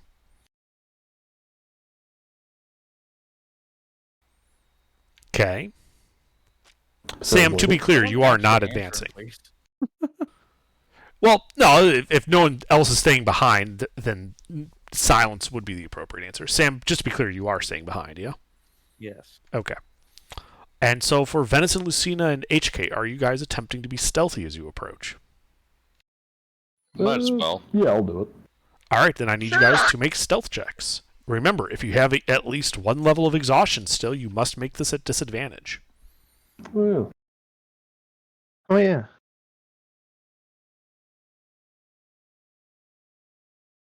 Doesn't matter in my case. Oh my god. Hey.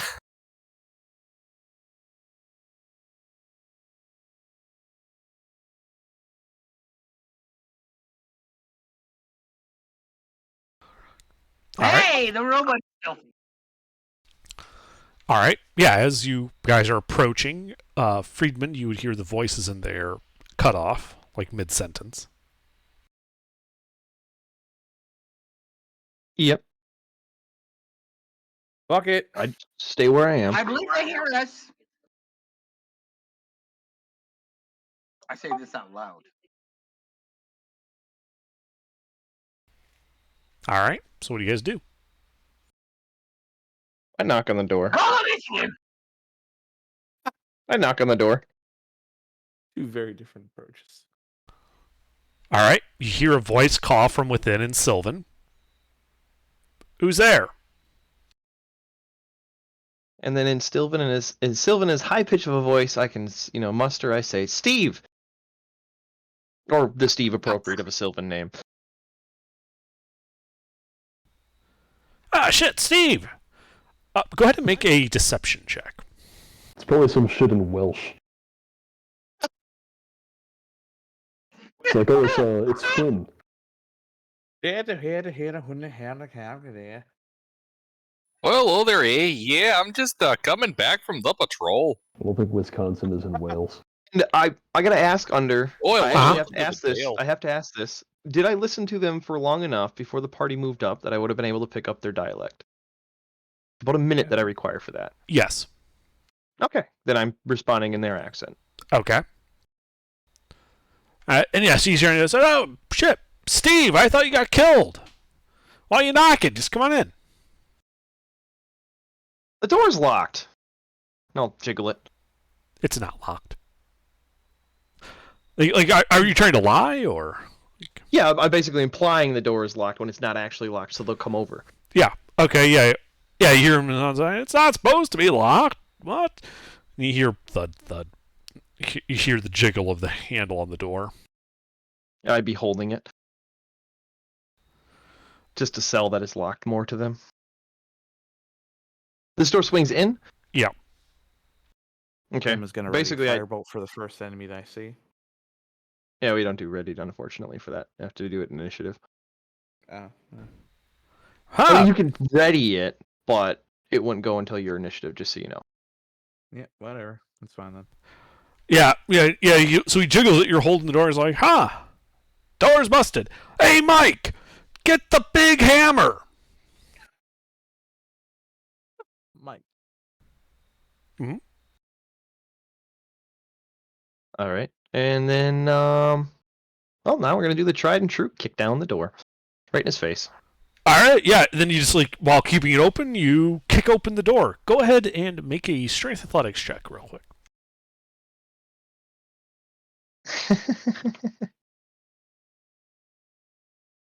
I'm not very good at these. Well, Okay, so while you do kick the door open, you don't manage to knock the guy that was on the other side of the door prone.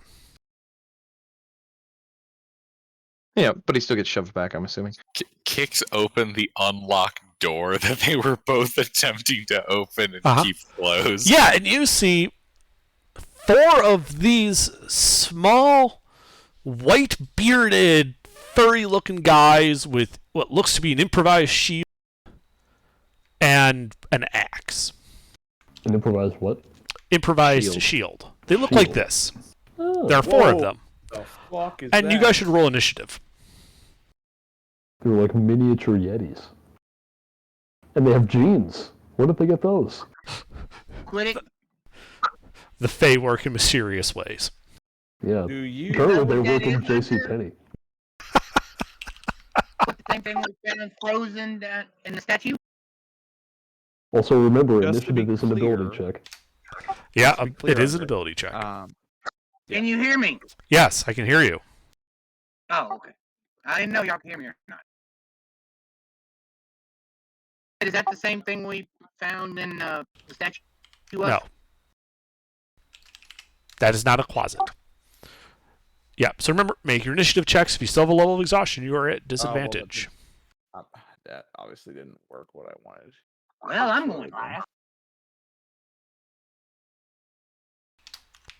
I'm gonna roll again just so we get that lower one. I don't know why. Oh, yeah. That I didn't roll with disadvantage. that's fine. I tried to, but it didn't take. You gotta Let me write just- 2d20. You have to tell it how many dice you want to Oh roll. yeah. Okay. Yeah. I'm You just told gonna it to do- roll 1 dice and then keep the lowest one.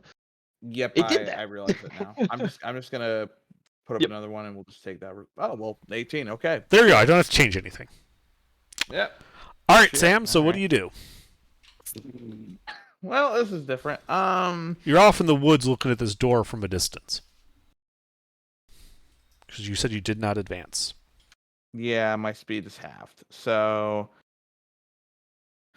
I mean, I guess I'll move up the 15 feet that I have. Okay. Can I? I doubt that I can see them. You can see the one by the door. He is Oh, well 25 then, feet away yeah, from you after you move. I'm gonna firebolt his ass. All right. Once I figure out what my attack modifier is, real quick. Let me scroll down my sheet. You have 2 levels of exhaustion, right? Correct. Okay. Yeah. Thank God I don't have the third anymore. Oh, I have my spell slots back too. This changes things also. Still gonna do a firebolt because we're gonna start off easy, and that's a +6. So 1d20 +6.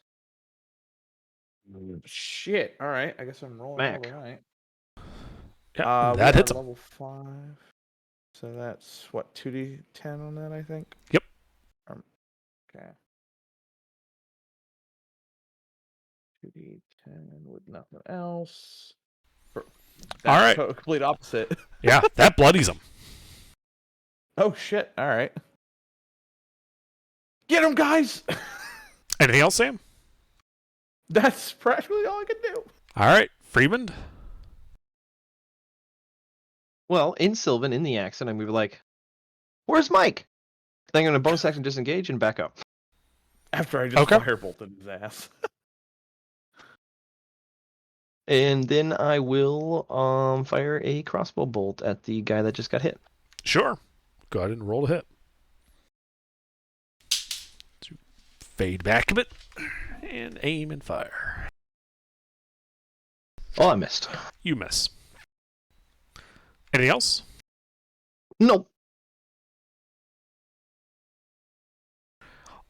All right. He's going to chuck his axe at you. Sure. He misses. When he actually tries.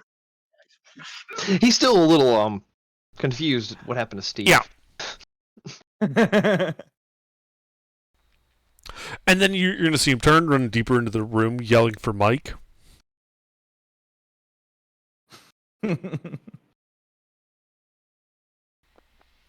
Let's see. The other three are going to... let's see, it's that round room. They're going to go off to the right, out of sight of the door.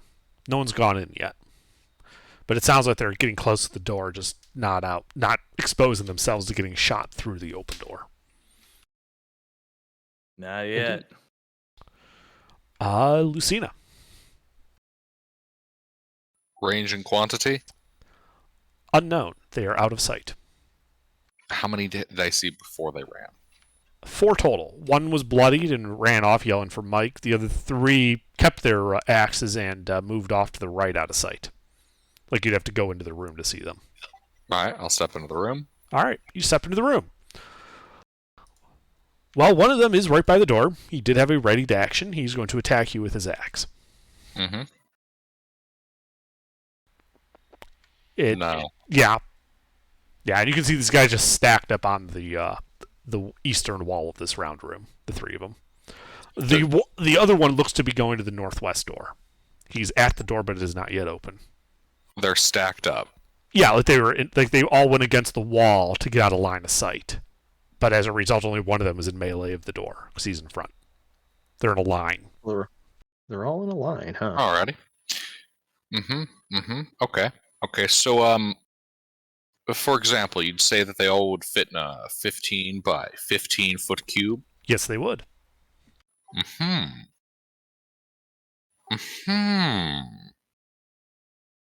Upcast. Thunderwave. That's what? Con save? Con save, yeah. All right, cast your spell. Okay, yeah. The first guy passes for half. Okay. Those latter 2 doomed. Uh-huh. And I maximize. Wrath of the Storm. Okay. So what's it do? Well, I don't roll. It just turns all my thunder damage to max damage. So let's see. 8 times 3. It's 24. Yeah, 24 points of damage to those 2, and they're knocked 10 feet back, and half that to... Well, their gore and viscera is not 10 feet back, as they basically explode from that hit. The guy in front is bloodied by that.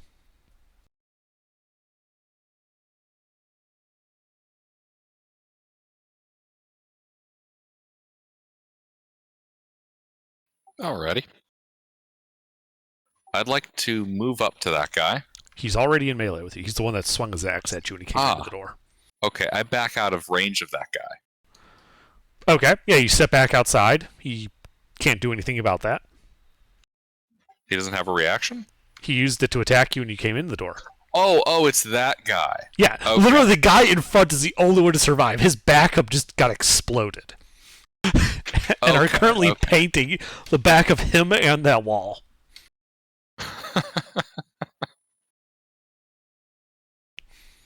Anything else? Alrighty. Let's see. That was the action. No, that'll do it. All right, HK.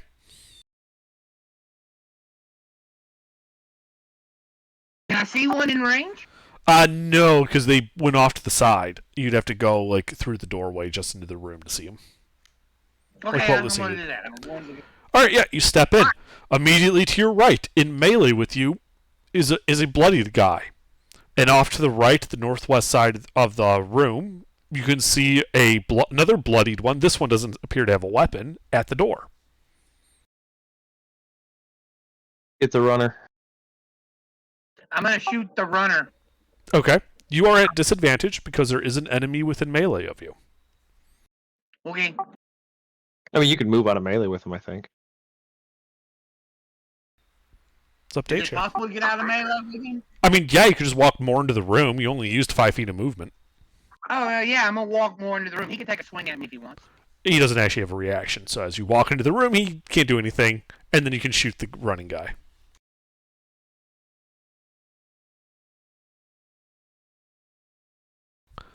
That does not hit him.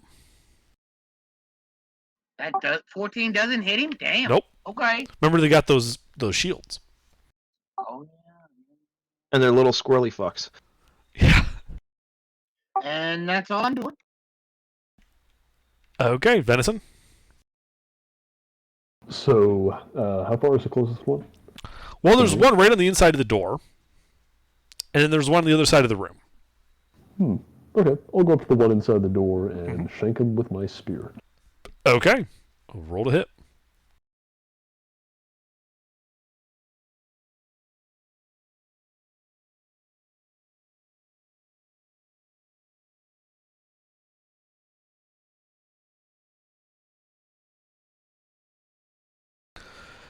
You do not succeed.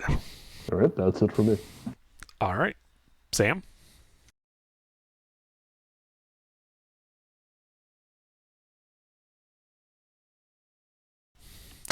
Sam, you here? Yes, I'm sorry. I was thinking. Fuck. I guess I am going. Well, how far away am I from the door?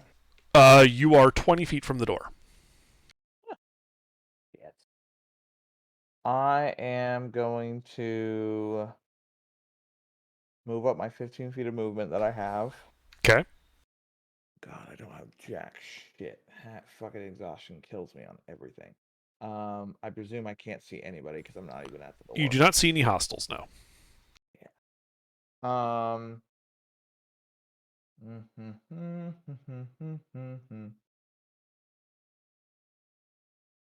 Yeah, that's gonna be it. Because even if I action dash, it's probably gonna be over by then. So I'm gonna hold off. Alrighty. Freeman?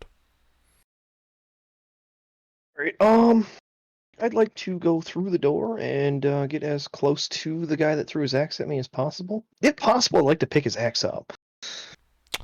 You can pick his axe up. That's Alright. no problem. That's just an item interaction. How much movement speed do you got? 30s, 90 if I have to use everything. Alright. Let me just double check the size of that room. That would be... I should be able to get there in 10, 60 15, though. 20, 25... Actually, with 30 feet of movement, you'd be able to get 5 feet away from him. Oh no, I want to get in front of him. So I'll He's make at a the bonus door. action There dash. is no in front of him. I mean, technically, there's between him and the door still. His hand is on the door, is what I mean. He Yeah. literally used every bit of movement. He's at the door. There's no space. Which way does the door swing? It's like the other one. It swings out. So it swings into this room or swings No, away from us? away from you. Okay. Well, I would like to contest the space and block the door. All right. Make a strength athletics check. Can I use acrobatics to finagle myself between him and the door? I'm not Nope. trying to move his body. That is trying the to only block way you're him. going to get between. That is the only way you can block him is to move him back. He's at the door. There is no space for you to be in. Okay.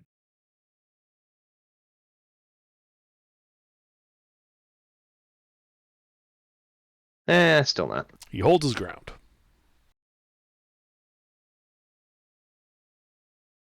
And then, how tall are these guys?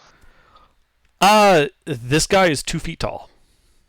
Okay, so I could easily hold his axe at. I'm 4 feet tall, but I could hold his axe over my head in Sylvan and be like, "Hey, drop this," while Yes. trying to hold the door shut.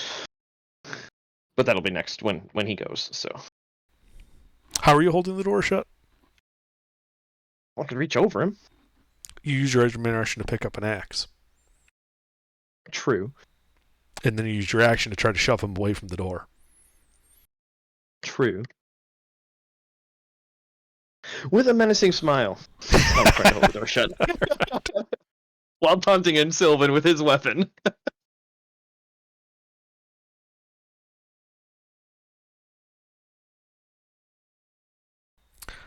All right. Let's see their turn. So the guy by you, Freeman, is going to look up at you.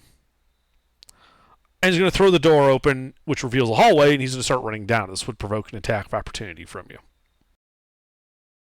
All right. I'll hit him with his axe. Roll to hit. Is it a dex weapon? It is a battle axe. I don't think they're dex weapons. Can I throw it at him? I mean, you can, but you're in melee with him. Okay. So you're at disadvantage.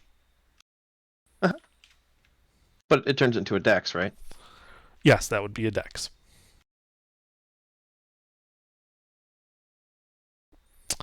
Yeah, it goes over his head, skittering down the hallway as he runs down it. He runs his full movement speed, still bellowing at, which is 50 feet because he dashes. Still bellowing out. Well, his movement speed is 25 normally. He's using an action to dash. And he's still bellowing out for Mike. All right, that's it.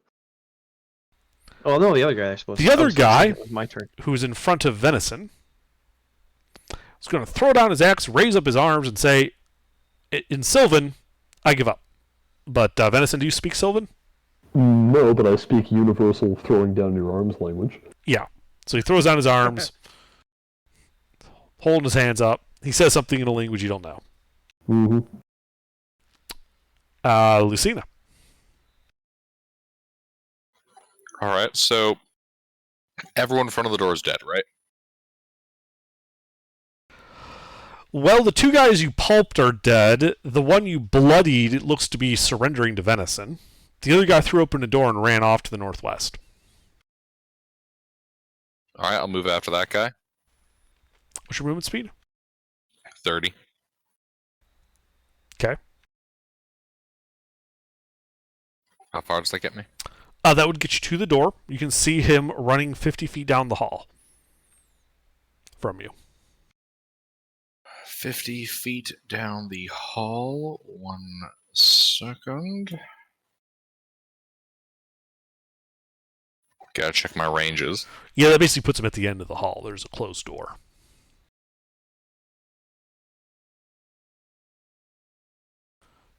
I just realized I was accidentally counting those as 10-foot squares. Alrighty. Yeah. I'm gonna cast Chromatic Orb Lightning at him. Roll to hit. And we're gonna upcast it. Uh-huh.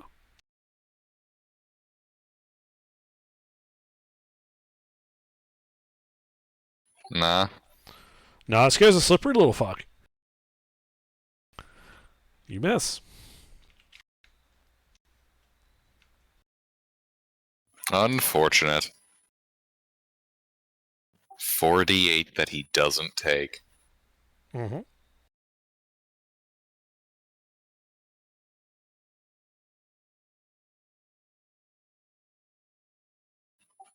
Well, oh wait. I cast a first level spell. I use my bonus action to fly forward 10 feet. Okay. That will be my turn. Uh-huh. HK.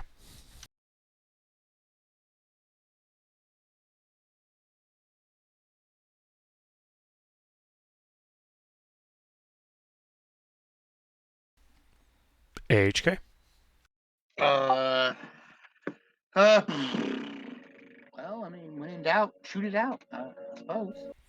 Well, the only one you can see looks to be surrendering. The other one ran down a hallway. You don't see him currently. Proceed down the hallway. Okay. You get over to the door. You can see him 40 feet down at the end of the hall. Blast him. Roll to hit.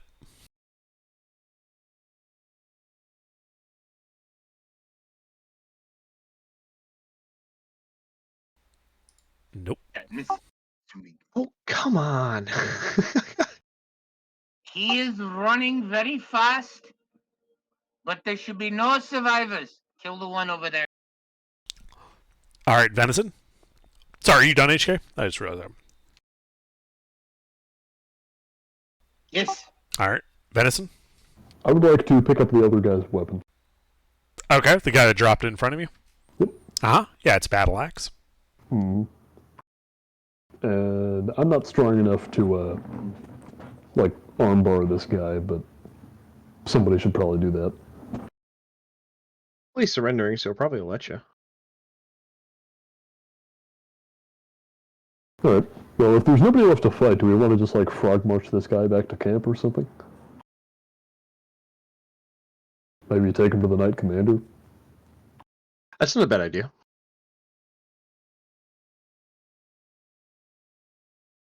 I'll say, yeah, if you want to try to shackle him, we can hopefully take this guy out.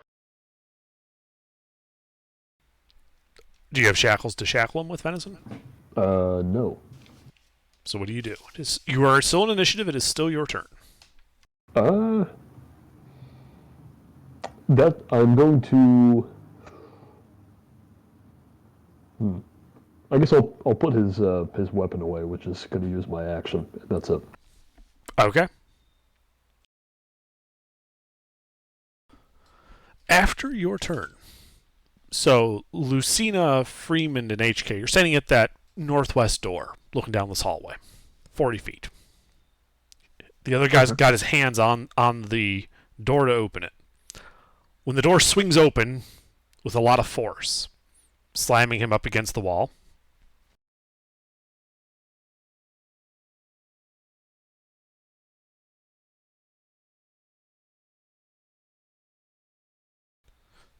Really badly hurting him.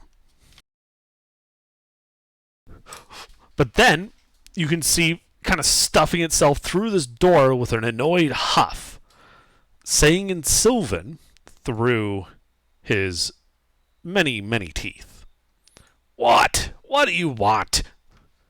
And then he sees you. Oh, that must be Mike. This is Mike. This is Mike as he sees you and charges down the hallway. Oh, wait a minute. Oh, That's Mike. hold the fucking phone. Blood for the blood god. Yes, Skulls for the I mean, wait, sorry, wrong setting. Wrong, completely wrong thing. As this medium-sized dragon charges down the hallway at you guys. Oh, fuck. Okay. Oh, it's only medium. It is only medium. So it's a young dragon? Oh, we got this. Yeah, and let's see, it's got a 30-foot move speed. Can't fly in there. That would put it 10 feet away from you. It's then going to exhale its cold breath, and I need Freeman, Lucina, and HK to make a Constitution saving throw. Fuck. Crap.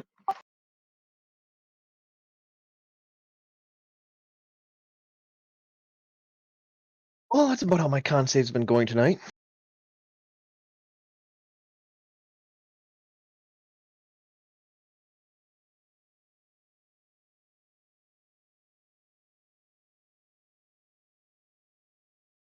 Well, this escalated quickly. Yeah.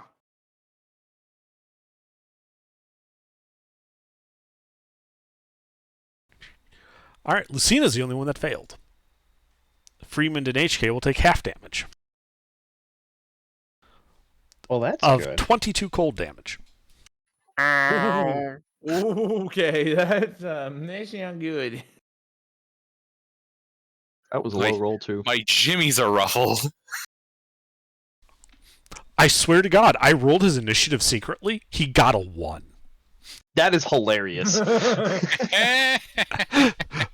right, Sam.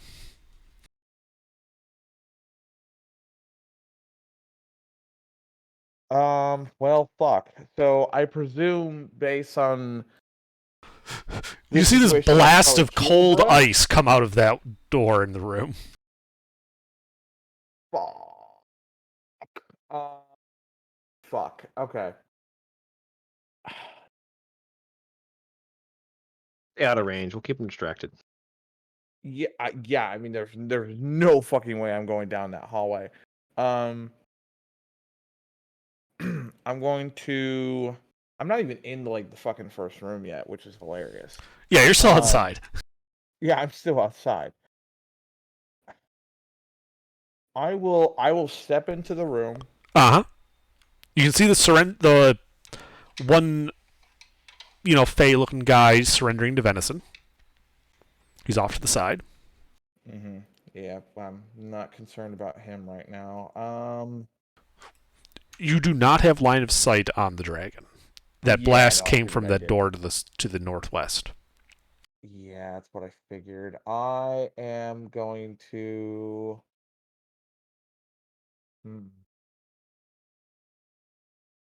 I can hold an action, right?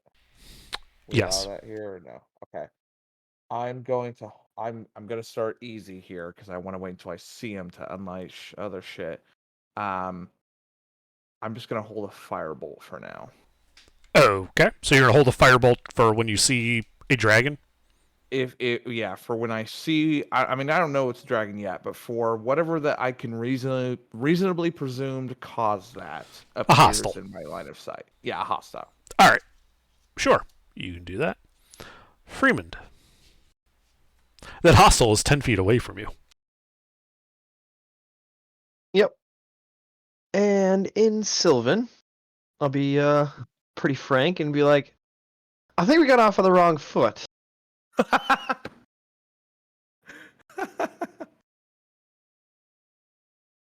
Like, not moving or anything. Like, I'm just standing in the doorway, kind of like leaning up against the door. And he bellows out, "You are intruders and trespassers, and I am going to feast on your bones." But he was sent here from the outside. Feast on your bones. Okay. Take a shot of your egg, crossbow bolt, and some wet oil. Fire it at him. All right. Roll to hit. Bones. Hey, that hits him. Cool. And there's nobody in melee, and so no bonus or nothing. Okay.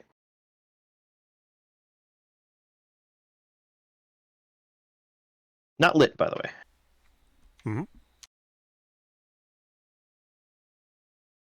So arrow goes thwack. Arrows thwack. And then I will, guess I'll just back up. Okay. Yeah, you can back up into the round room. It's not a problem. Yeah, like opposite of where Venison is, like with those guys. Sure. You Or can with start that heading to guy. the south. Like if they were north of the door, then yeah, I would head towards the southern door to keep the lines of fire Mhm. open. That's it. All right. Let's see. Venison, the guy in front of you starts laughing. Says some more stuff in a language you don't understand. Says it lowly, though, like it's just saying it to you. All right, how far away is the dragon? Unknown. It's not your turn. Oh, okay. It's their turn. That's why I'm saying what he's doing. Oh. Then the other guy's gonna pick himself up. HK and Lucina can see that. Gonna kind of shake himself off, yell out a war cry, and start charging with his axe behind Mike. Because he had to pick himself up, and with his dash, he doesn't get in front of Mike. He's just running right behind him. Lucina, Range to Mike. 10 feet.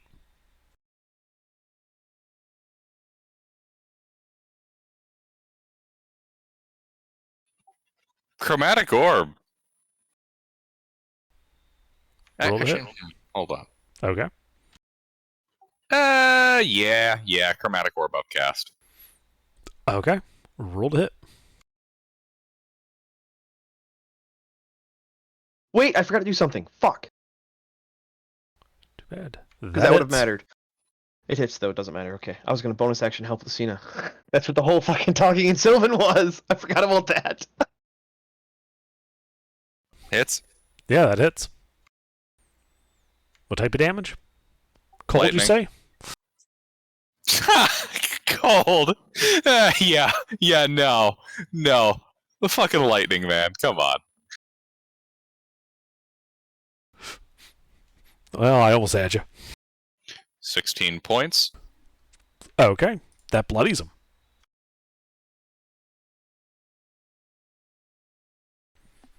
Anything else? You know what?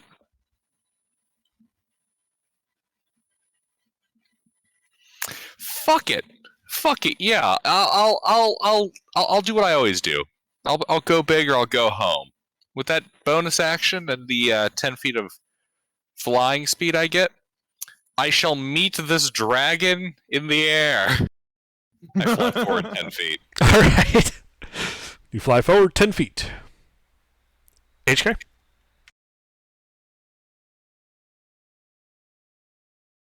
I'm gonna blast the dragon. Roll to hit.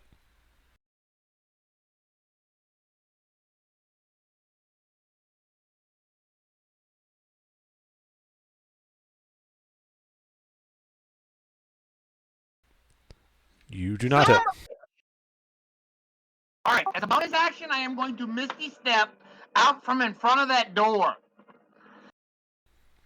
So you're going away from the door?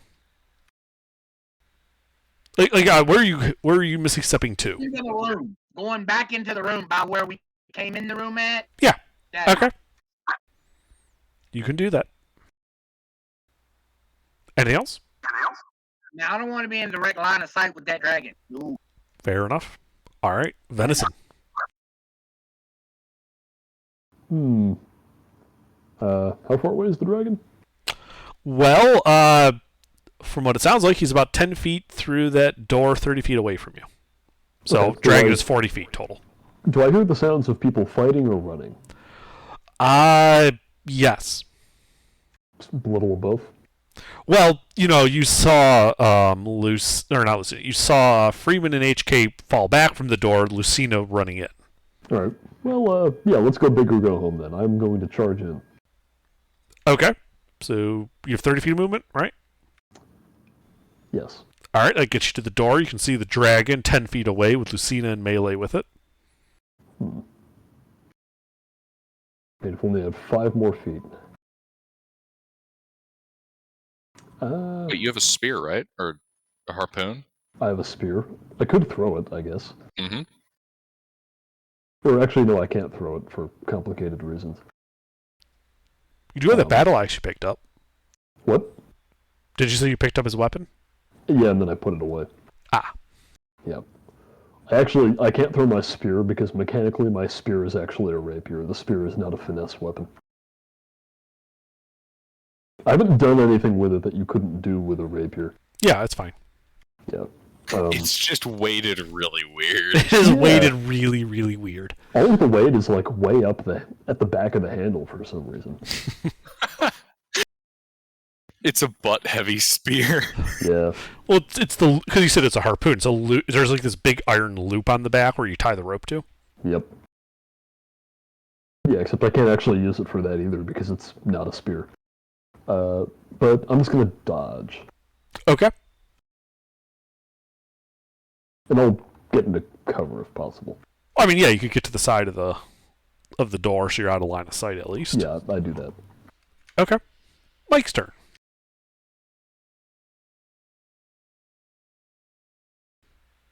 Okay. Well, Mike is going to try to eat you, Lucina. Fucking come at me, hoser. Does a 19 hit you? Let's look at that. Let's look at that. A 19 would hit me. Is there a but? Oh yeah, I'm tasing him. So he hits you first. Yes. You were saying it made it sound like you were going to do a cast shield or something, but you didn't actually finish. I was considering it. All right, so that is 6 points, 4 of which is piercing, 2 of which is cold damage as he bites you. Uh-huh. I need a dexterity saving throw from him. No. Mm-hmm. A surge of lightning ripples through his flesh. As he collapses dead. Oh shit! You Dragon dead? tase the dragon to death. Nice. Yes! Recreated the Indo-European, storm deity versus a worm myth. Yeah. Can cross that off my checklist. Yeah, you hear the guy in the back go, "No, Mike! I'm gonna kill you for that!" And Sam. Well, I presume I'm the only person left in here with the guy who surrendered. Nope. No, everyone but Lucina's in that room.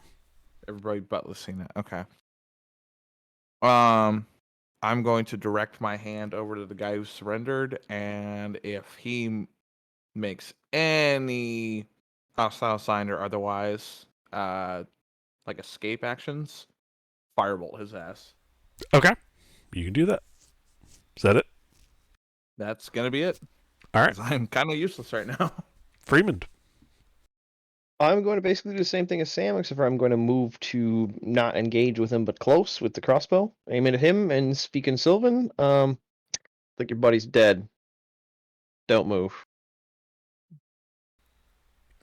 He nods. Anything else? Just ready All to right. action, same as Sam. Yeah, he's going to stand there. The other guy, however, is going to go charging at you, Lucina, leaping over Mike's dead corpse, and he is going to try and hit you with his battle axe. He's going to trip, fall, and flail miserably against my might. You know, this is where I argue that with that whole. Ooh.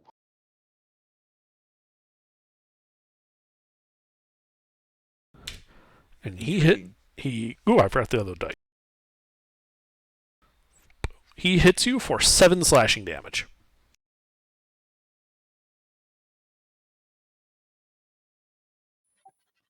I am unconscious.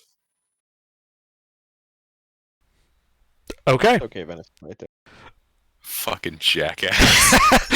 That was both of his attacks. So yeah, Lucina, death save.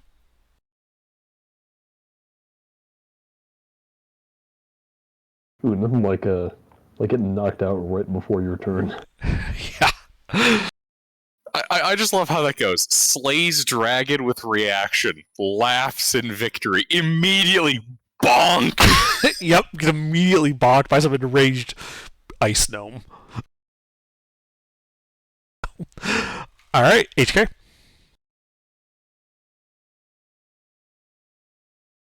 Okay, well, I'm gonna head back into the hallway now to check on. Yeah, and you see a dead dragon, an unconscious Lucina, and this ice gnome with a battle axe standing menacingly over him, screaming in Sylvan. Do you understand Sylvan?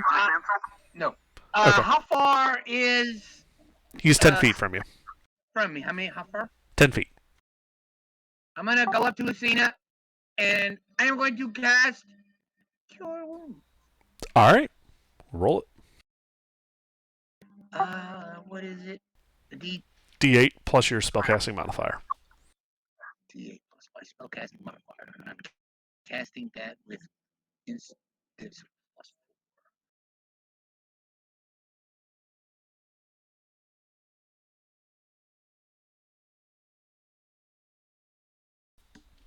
4. Alright. You heal for 6. You wake up with 6 hit points, Lucina, and a point of exhaustion. A point of victory, you mean? Anything else, HK?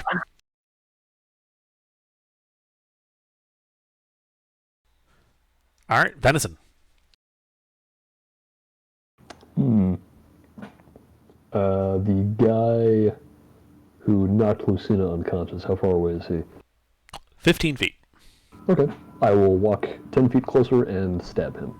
Uh-huh. Roll to hit. Do you understand Sylvan? No. Okay. That hits.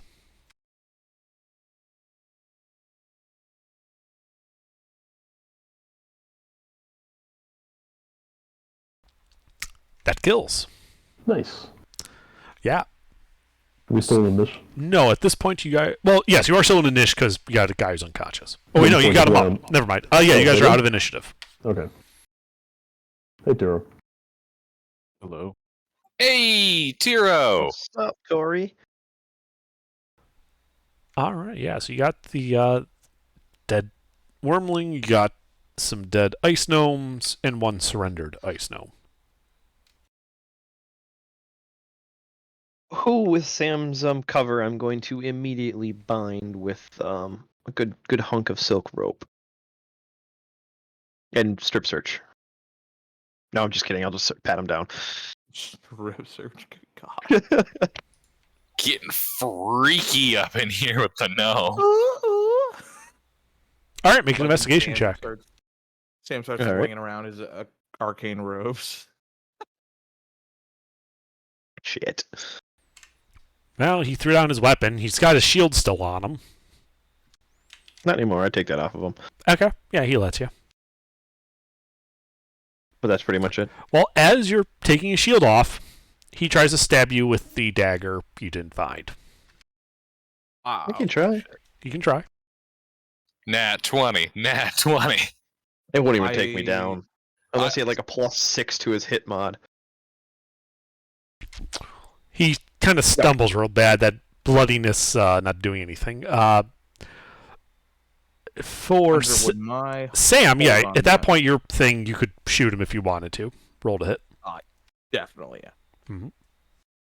I wouldn't, but you'll kill him. Yeah, that hits him. Hit. Go ahead and roll damage. Oh, I almost rolled 2d20. We don't want that. What? Don't we? Wait. Hang on, you're rolling... We're level 4, mate. Oh. Shit. Just take the 2 then. My bad. All right. I had outright said, I was like, oh, we were level 5, because I honest to God thought we were. My bad. Oh, I completely glazed over that then. Yeah, I missed that. It's fine. Anyway, yeah, so your firebolt hits him. He grunts. He looks at the dagger, looks at you, says, Drop it. He drops the dagger and is like, I surrender. What does he say that in? Sylvan. He only speaks Sylvan. Oh, okay. And I don't speak Sylvan, but I... But you do see him drop the dropping dagger. The dagger. I speak Sylvan, so I can translate. Dagger. So, yeah, I'll be like, don't try that again. He nods. So then I will continue, proceeding to tie him up tightly with rope. Even tighter this time. Mm. You did not help your case there, buddy. Sure, yeah, you tie him up. All right. Well, I think we have some information we might be able to get out of him. I'm saying this all in common. Okay. To the party. So I think we should go back to camp. I can at least translate, and we could, rest up a little bit. And maybe bring the dragon's head. I would like to harvest that motherfucker if we can. Yeah, I was gonna say, yeah, we can spend some time harvesting. I'll stay with my new little friend here with my... Basically what I'm gonna do, is I'm gonna take my crossbow. I tied up his arms, so they're behind his back. I'm gonna take a loop of rope around his neck and pull his head right to the back of my crossbow and hold him just like that and be like, you're just gonna hang out right here. Okay, sure, you can do that. And then the party can do as they please. Should we also, since we're here, just kind of take a peek in that last room just to see what's in there? Since that's where the dragon came I'm from. sure there's nothing there that we need to be concerned not, about. not while we've got a prisoner.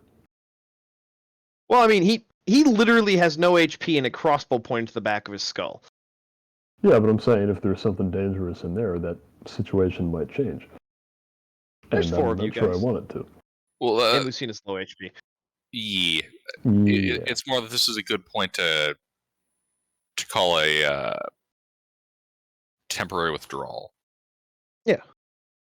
I mean, we've only been here for like 10 minutes, so if we go back to camp this early in the morning, we can probably get a lot of information out of this guy, and maybe even send a group back to. So let's just harvest the dragon. You guys can deal with that. That's why I'm holding the prisoner in place. And this is just me honestly asking, can we not just interrogate him here, or? I'm more so looking at the party health Gotcha. Like- and fair enough, exhaustion fair enough. levels. Yep. Yeah, Yeah. I'm not just looking at. We can't. Obviously, yes, we can interrogate him. I'm the only one that speaks Sylvan. Nobody there speaks Sylvan. I So wouldn't I'll be mind, translating. like, spending the We rest of the are day. here on basically as a work party. Yeah. I get it. But yeah, the main reason okay. I'm suggesting is out of character party health. Yeah, no, let's just spend the rest of the day dealing with this. Yeah, so you guys go ahead, do whatever you want to do with the dragon. I would like some of the leather from the wings, if possible. I know the skulls Yeah, make who good would, helmets. Keep it in mind, I still have like levels of exhaustion. So who has like a +4 or higher nature, or at least something close to that? Anything in nature, really. I got a +2 medicine, +2 survival. I think an Yeah, argument that'll can be help made us. that skinning is survival based. It usually is. Or nature. It's usually survival. Oh, is it? I have a +4 nature, but I have a 0. Well, I'd say with the four of you guys working on the corpse. Yeah, it's only a medium-sized corpse. So somebody has to make the knowledge understanding check to actually know how to do the process of skinning to effectively separate Yeah. the body. But with the four of you, that person is going to have help. Yeah, I got a +2. Anyone else have a higher plus? For what? Survival. No, I have +1. No. Oh, I have a 0. With a medium dragon, this thing's head isn't gonna be big enough that you could, like, put the skull over your head as a helmet, right? Not as a Yeah. helmet, no. It'd be more of a hat. Yeah. I want those damn teeth, claws, and skin. I mean, actually, no, Venison, you could argue that you could because you're lizard folk, and you already said that you have that shape of a snout. That's He true. doesn't have a but human-sized head under. the problem is is true. that the dragon is a medium creature, and if you think about the body plan of a dragon, its head is not as big relative to the rest of its body as a person's is. It's going to be Yeah. like a dog-sized head, like a small. Yeah, you got like a cube. situation where the mask like goes over your face, but it doesn't quite fit right. It's pinching in places and it's kind of sitting off your nose. No, I don't think it would even be that. I think it would just straight up not be large enough. Right. It would not fit over any of your heads. However, you could put it on top of your head like a fez. Yeah. I'm only thinking of this because when I know Goulash got his dragon bone helmet that ended up being like a +1 helmet. But I think that was from a large dragon. All right, so can I get assistance on the survival check? Yeah. Alrighty. Well, shit. Oh, hold on. I forgot the most crucial part. The 1. Oh my god. Yeah, you make an absolute butchery of God, yay. this corpse. I mean, come on, what were you expecting? Sam is fucking exhausted. I just took a blow to the head after fighting a dragon. We're both a little out of it. The one Sounds thing like- you can sounds do like there was- successfully without any skill at all is lop the wings right off.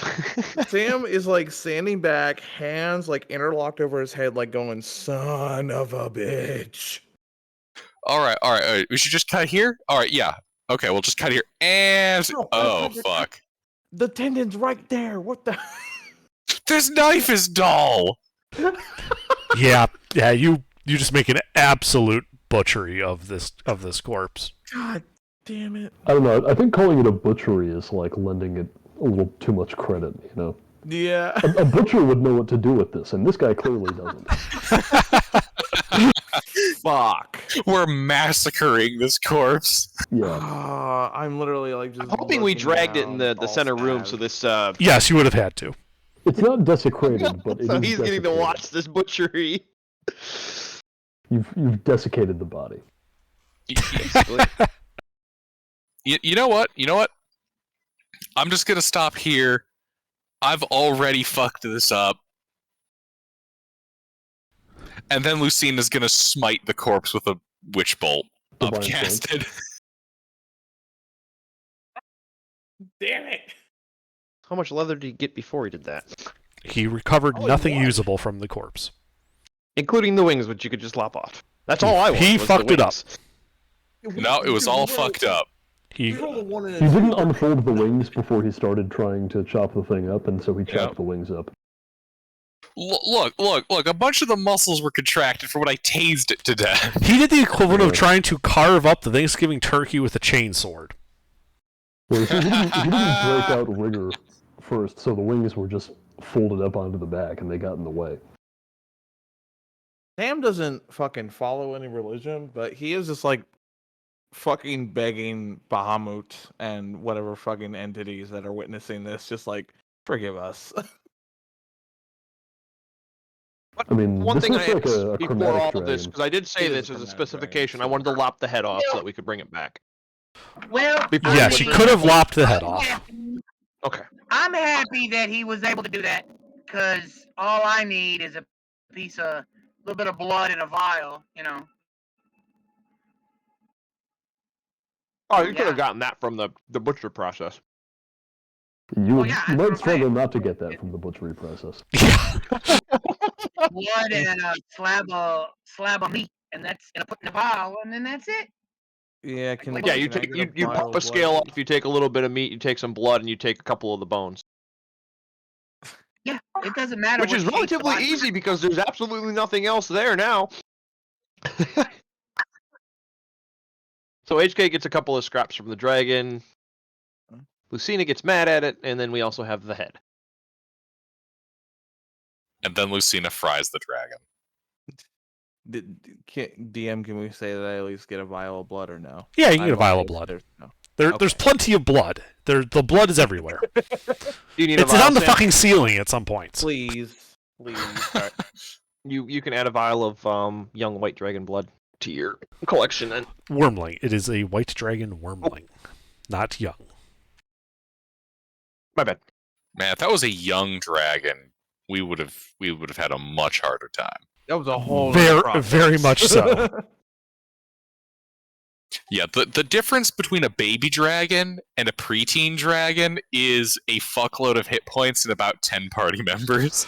I summoned baby dragon in defense mode. Anyway. All right, anyway. Get out of here, So, Joey. real You're quick. you're a third-rate With duelist time with a wizard- fourth-rate Hey, my guy. time Okay, wizard. I actually, forgot I'm about kind of that. curious now. So, with how poor of a butchering job he did, and then deciding to electrocute the corpse, is there any rations left in there? You gonna eat the dragon? Yes. How Why not? thoroughly did I cook this? You would still need to do some cooking, but there's probably enough meat there that's usable that it wasn't just destroyed and utterly useless to get 3 rations worth. Hell yeah. Dragon meat. Real quick, before we depart, Sam is just going to pop his head into that very back room. What do you mean the very back room? The one Where with you have the one slit. with the sarcophagus? The one with the little slit at the top north there. Oh, the one that you're looking through the open door at, because that's where the dragon came out. Correct. Yeah, I just want to pop my head in. I just want to Okay, get a quick lay. sure. You can walk down there, pop your head in, and wait for that to load. There we are. And you can see crudely executed symbols and glyphs scribed in bright green dye, decorating this large and irregularly shaped crumbling chamber. A large pit in the center shows evidence of a recent fire. and a metallic cage in the middle of the southern wall contains a gaping hole and stands empty. A small wooden bench draped with green cloth is next to the cage, and several small objects rest on it. A bedroll lies near the wooden bench, and that would be it. You can see across from you is a closed wooden door on the west wall, closed wooden door on the southern wall. To the north, you can see a closed wooden door, and as well as an archway in the middle of the west wall. Okay. Do I recognize the arcane glyphs at all? Make an Arcana check. With disadvantage. Fuck me. KL1, correct? Yes. Okay, my Arcana is, thank God, a plus. Where's my 4? I thought I had a higher one in that. Interesting. Fuck, of course. What languages do you speak again? I speak Common, Primordial, Celestial, Deep Speech, Abyssal, and Undercommon. You do not recognize these glyphs. Nah, I have a feeling it might be Sylvan then.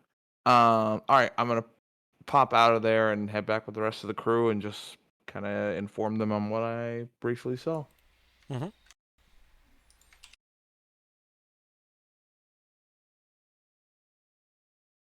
Like, we're gonna have fun here in the next few hours, boys. Before those next few hours happen, though, I gotta call it. I need to go to bed. All right. Have a good night.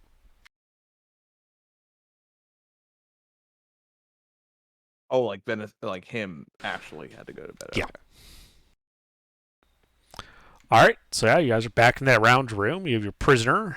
You have a rather horrific-looking scene of a dragon corpse that looks like it got exploded.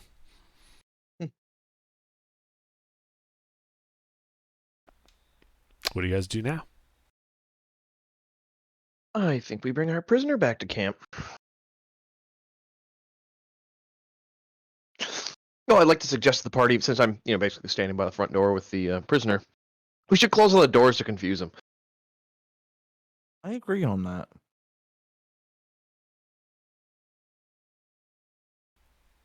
So who goes and closes doors? Sam will go and close doors. Okay. So you go and close the door to that big room you just looked in. Yep. Walk down the hall. Close the door into the round room. The southwest door is still closed, by the way. Then you walk over and close the door to the outside, leaving you all sealed in this round room. Well, I'd like to go through the outside door and then close the door, but... You said you were closing the doors. Okay, You have closed okay, the okay. doors. No. You have me on verbiage there because I said close all the doors before we leave. So he does win. He does win that. All right. I have a better idea there, Ruffles. Here's how we can. Okay, so each one of us goes and stands on the outside of the doors that lead to the big circular room. Then we will each move through those doors and close them behind us. At which point we'll rotate and repeat this process 3 times until eventually we funnel out the easternmost door and close it behind us. All right. That way so, everyone closes the doors. All right. So if I have this correct, you guys are closing the doors behind you as you all leave the room with your hostage, leaving back to camp. Correct. All right. Yeah. So you guys grab him, shove him out through the door. You all leave. You close the door behind you, leaving a scene of horror behind.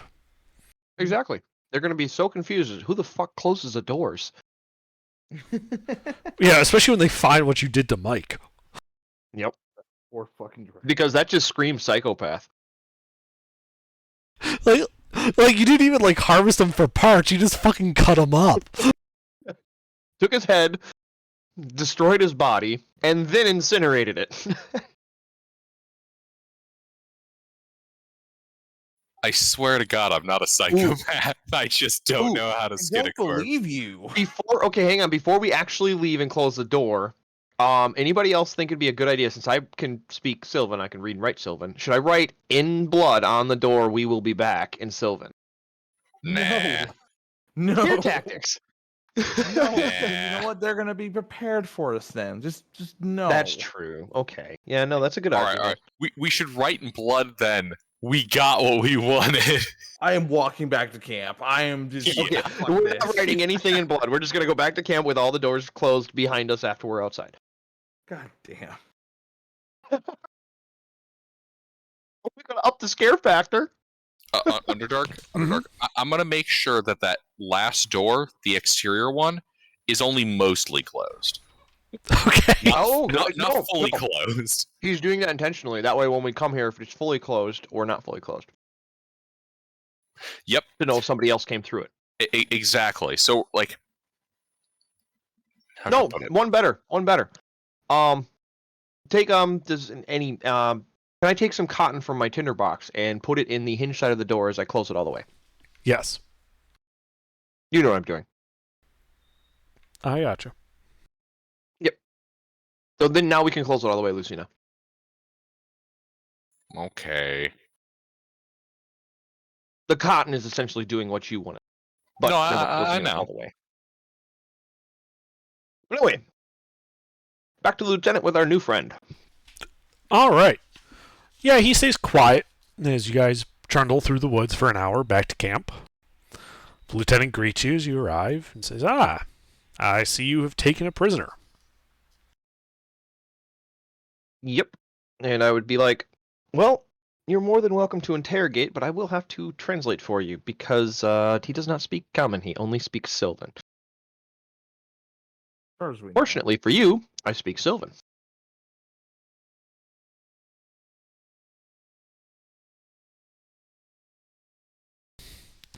And then the lieutenant's like, "Well, I really don't know what to ask it. I guess it's really up to you guys. You're the one that have the information about what's inside there. It would give you relevant questions. All I'd ask is, who's his leader and where is he? So we can go kill him." Oh, and Say then at that's- that point, I would hold up the dragon's head and be like, oh, his leader's right here. The lieutenant blinks and says, "They had a dragon." Bad. Let's start with the basics. Let's figure out who they are first and just kind of go from there. Let the conversation develop naturally. All right. Well, who wants to take the point on interrogation? I volunteer will. as translator. All right. I volunteer as translator. Okay. I'm gonna go lay down. Wait, how much time has passed overall? So it's 2 hours for the walk, and then how long did the fight last in the debauchery with the battery? It's been 2.5 hours. You spent a half hour fighting and then destroying the corpse.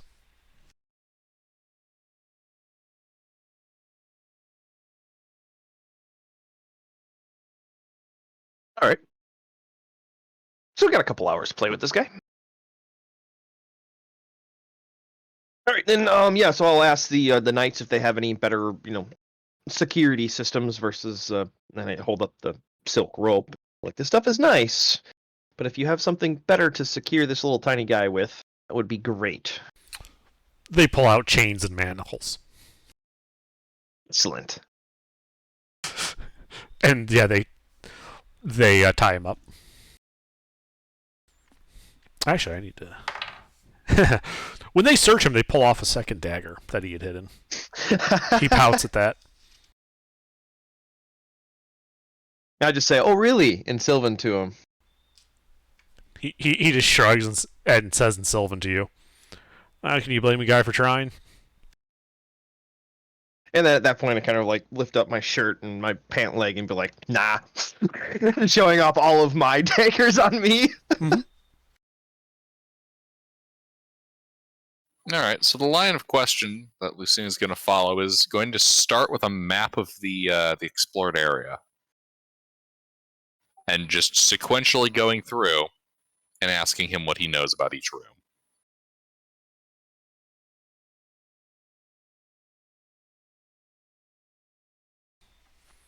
So, what room are you talking about first? We'll start with the sarcophagus room. He says, I don't know. Insight check. Sure, make an insight check. You're at disadvantage because you can't understand what he's saying, though. You're handling it through a translator.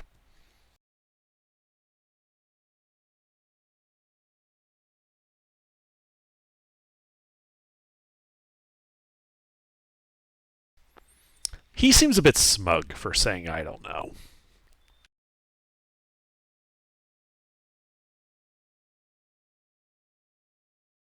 Friedman, give him a wedgie. Bailiff, smack his pee-pee. There we go. All right. Well, I will hit him, but not with enough force that would actually cause damage. Okay, yeah, you smack him. I mean, I have -6, or I have 6 strength, so Yeah, I can't even hit him that hard anyway. Right, yeah, he's kind of bonk him on the head a little bit. And he says, ow, what was that for? Well, he didn't like what you said, so he told me to hit you. Well, I don't like the question he asked. Hit him. Not how this is gonna work. Bailiff, smack his pee-pee. And I'll translate that back to Lucina and say, well, this is what he said, blah, blah, blah. And then I'll, give him another bop on the head. Just answer the questions. Ask better questions. Ask interesting What questions. question should we ask? Well, I don't know. How about how many of us are there and how badly are we going to kill you? Well, if your friend Mike was any respect of your forward advancement, I don't think you're going to kill very many of us.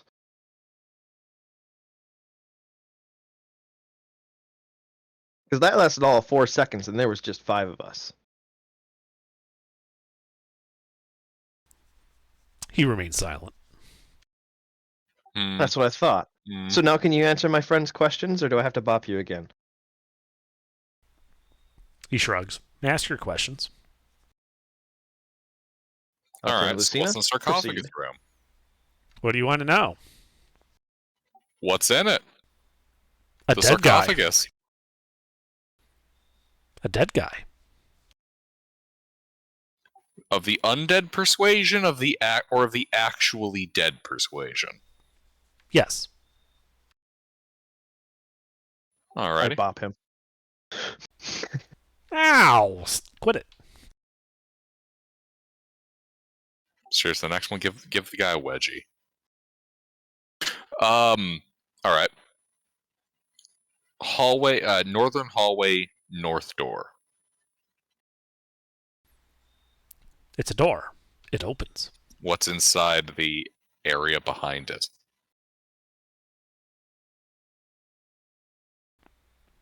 Nothing.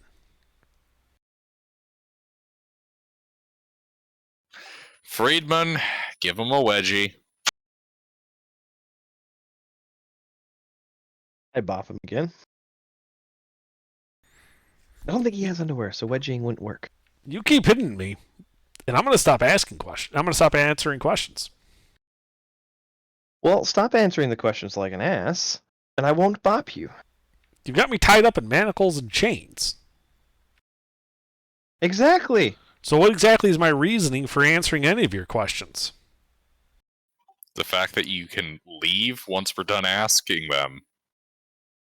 You're harmless to me. I could care less where you go after this, but the more information we get from you, the more we know what we're walking into in there. So, I can't promise your safety, but I can promise your freedom. Are you lying about that? I mean, technically, no. Make a deception Like, out of check. character, when I say that, with the intention, I promise him his freedom, but not his safety. So I will let him go, but I'll still shoot him in the back with an arrow. So it's not a lie, but it's also not the truth. Yeah, make a deception check. You're still trying to deceive him. Yep.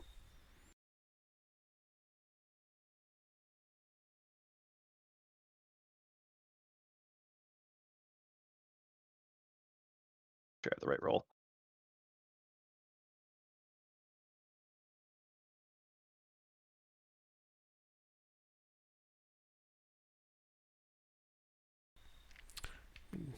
When you say that, he shrugs. Uh huh. Problem is that you just don't like the answers I'm giving. There is nothing in that room. We didn't use it for anything. All right, new line of questions. What rooms have you used? A bunch of How other large ones. is this facility? It goes pretty deep. Bellic runs the. He's our boss. He's in the basement. Okay. Tell us more about Bellic. What's he look like? What's he do? Well,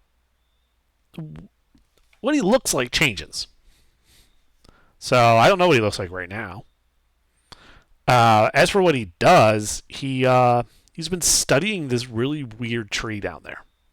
It's how he pulls us out of the out of high water. Whitewater's your homeland? Uh huh. It's the upper plains. And why are you all here, making general menaces of yourselves? Because Bellic told us to. He summoned us. But if he just summoned you to aid him with the study of this tree, why are you harassing the nearby town? What's the benefit there? He never said. He just gave us our orders.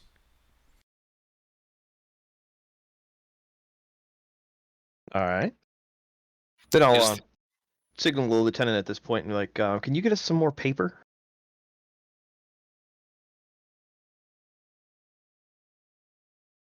I don't know if they have paper with them. Go ahead, Lucina. Is there a way we can go speak to him without having to slaughter our way through every fey creature in the facility? Well, the Golthius tree he's using is basically a portal to high water, so I suppose you could go to high water then through that portal, bypassing everything.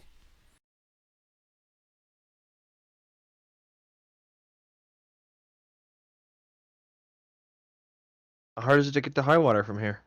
I say that in common. It's gonna be kind of hard, Ruffles. That's the equivalent of heaven. I know. That was sarcasm. You know, hell or high water. Yep. that was actual sarcasm. Like I say this in common, but it's like a joke. And then I say that in Sylvan, basically repeating the joke. And he just shrugs and says, haven't the foggiest idea.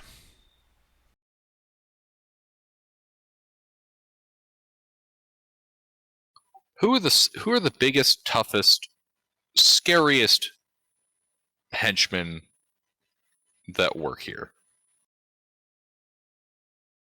Other than Mike. Mike wasn't scary. It's kind of scary. I just shrug. I mean, I suppose a Chardalon's probably the scariest, and he like you can see him trying to flex his arms as if to make air quotes. Minion down there. So the guy that owns the place, it's just a minion? I guess. I don't know. He listens to Bellic. What can you tell us about a Chardalon? Well, he's about 15 feet tall. He's translucent. Oh, yeah, he's a shadow dragon.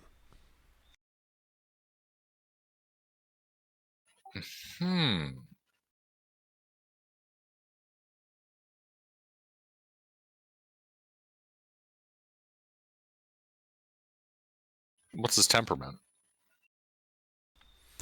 He's a lazy ass motherfucker.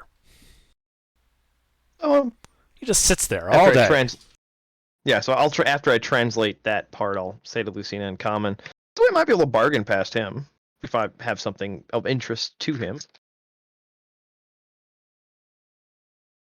One thing I know about dragons, you can barter with them, and if they're of the lazy kind, they'll be more inclined to listen because that's less work they have to do. Killing is work.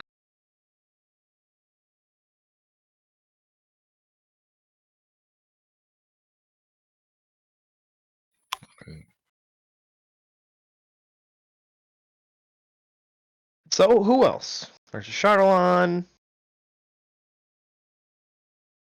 I mean, there's probably, a couple dozen of you guys running around there. What's your name, by the way? Call me Joe.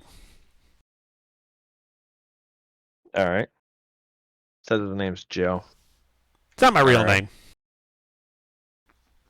You can't pronounce my real name, and it hurts my ears when people try to. So, Joe. And I'll, go back to him. It's like, you want to bet? I hold up a gold piece. No deal. You just don't want to make a name up. I was trying really hard there, Under. Oh, okay. All right, Joe, and I'm going to say Joe with like the most southern Sylvan accent I can put on. Uh-huh. Actually, didn't have anything for that, so I thought I did, but then I forgot. So we know it's a two-story facility at a minimum because it's in the basement. Well, no, I mean, okay. How many stories is this inside this facility? How many layers are there? 3. Is anything above where we entered? Is it all below? It's all below. All right. And then, okay, at some point I did try saying I was going to ask the lieutenant if they had paper. Yeah, Lieutenant hands you some paper. All right, I'm going to...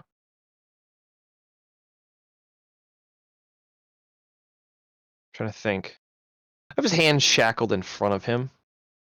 And then I would like to give him a piece of...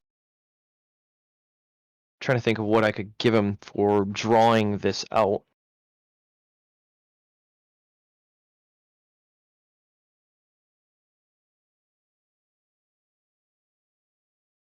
Because I don't actually have a pencil. I do everything with chalk and crayons. Although I'm sure I could probably manage up a just a charcoal stick, essentially. A piece of kindling that fell off to the side of the fire but got carbonized. Mm-hmm. So you're just All right, handing him some paper and a piece of charcoal. Got it.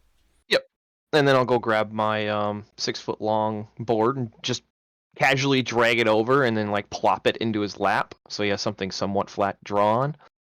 And it's like, as quickly as you can, I want you to draw me a map of the facility.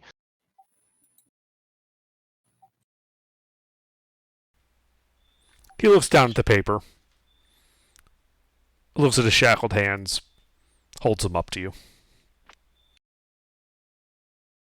I mean, do you guys think he's going to go anywhere? He's surrounded by heavily armed knights and us. Yeah, it doesn't matter. We'll take him if we have to. Yeah, that's what I mean. Like I said, I guarantee his freedom, but not his safety. So, all right, I'll unshackle him and keep his legs shackled. Mhm. And then I'll give him the piece of charcoal. Okay. Yeah, he sketches out a small dungeon. Yeah, and there's a Yeah. reason I emphasized quickly when I said to him, because Mhm. the less time he has to think, the more he's just going to go off of memory and not try to forge anything. Right. Except when you look at it, it makes no sense. None of what he drew appears to match the part of the dungeon you've been in. Do I even need an insight check? Is he obviously just drawing whatever he feels like? It seems pretty obvious he's just drawing a random maze. I'll bop him on the head again. And he looks up at you.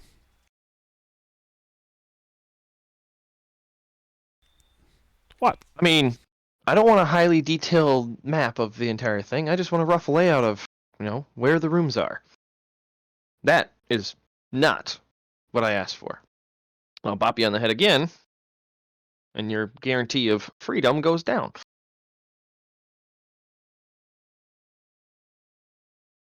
Remember, we're letting you go. You can run back and tell whoever you want. I just want to know what we're walking into, that's all.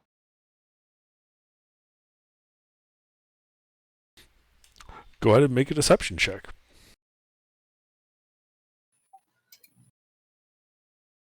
Do I have advantage from my previous deception tech Yes. doing so well?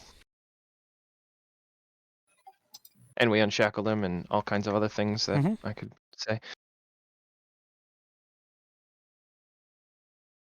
I'll take that.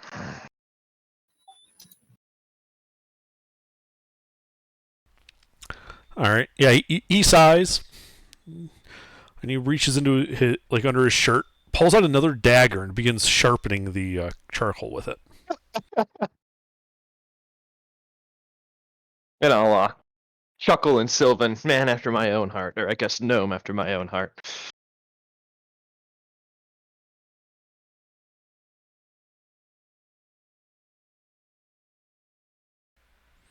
Yeah, and after he sharpens the charcoal a bit, he like starts trying to put some lines on the paper, having some problems. And he looks up at you, Freeman. He kind of crooks the fingers, like, "Can you come over here for a second? I can't tell if this is making a line or not. Can you take a look?" I don't move any closer to him. Seriously, I've got a piece of charcoal here. What the fuck am I going to do with it? All right. I'll approach. And he chucks it at your eye. Doesn't do any damage, just annoying. I'll bop him on the head again. When you try to bop him on the head, that's when he tries to stab you. We didn't take the dagger. I would have let him No one sharpen said it, but I that- would immediately stuck my hand. No out to one the said dagger. I they wouldn't took let the him keep dagger. That. No one said they took the dagger. Oh, okay. Well, remember I said you sharpened it and put it Well, away? not said, but I figured it would have been implied because you wouldn't leave a prisoner with a sharpened weapon. Sorry. Under assumes nothing about our competence. Yes, that's true. So he does try to stab you with the dagger. Okay. Oh, it hurts a little. I won't go down from that, even max damage. Probably not. No, I've got over 20 HP left. Yeah, well, you take 8 piercing. And then I take the dagger. Yes, you do, because it's stuck in your side. Mm-hmm. And I just chuckle. Happy now? Uh-huh, very. Alright, can you get back to the map for me now? Nope. Because you see, that dagger's poisoned. Okay. You have 12 hours to live. Let me go and I can get you the antidote. Don't and you die. Insight check. I don't believe him. I'm a dwarf. I would immediately know if it was poisoned. Because I would have felt it. Can I insight check him? Sure, make an insight check. Does he have advantage with my being a dwarf and having knowledge of the fact that poison would be immediately noticeable to me because I have advantage on save source of it? Sure.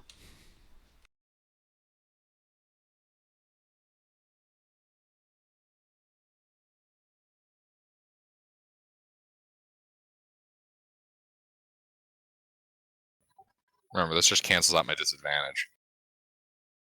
Hey, it's something. Yeah, he's very obviously lying. I just pull out the dagger and lick it.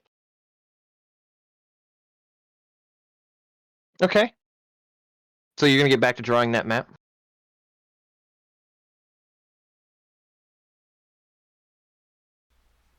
No, I'm not. You're going to kill me anyway. And I'm not going to help you psychopaths. Nope. I promised you freedom. I don't believe you. Twice now. Uh-huh. Words. Well, I guess we'll just take you back to the main camp then. No, he makes a good point there. And quite frankly, it would be immoral to kill him. At this point, let's just kick his ass out into the woods. And no shooting him. He is of no use to us. I'm going to raise my hand and charge my No. left. No. Wait, intimidation check. I want to intimidate him. I want him make him think that the droid is about to blow his thinking head clean off his shoulders. Sure. Make an intimidation check. Do you have a level of exhaustion? No, I do not. Okay.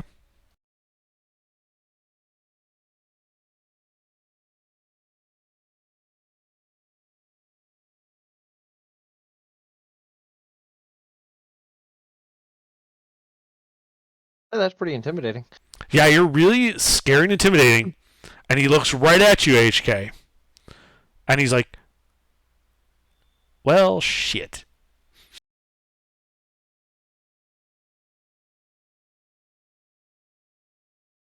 And then Sylvan will be like, see, the fun thing was you thought I was the bad cop.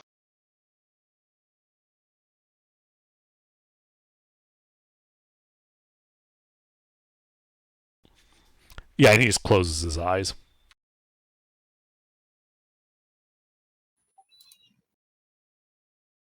I mean, honestly, if we're done here, let's just send him on his way.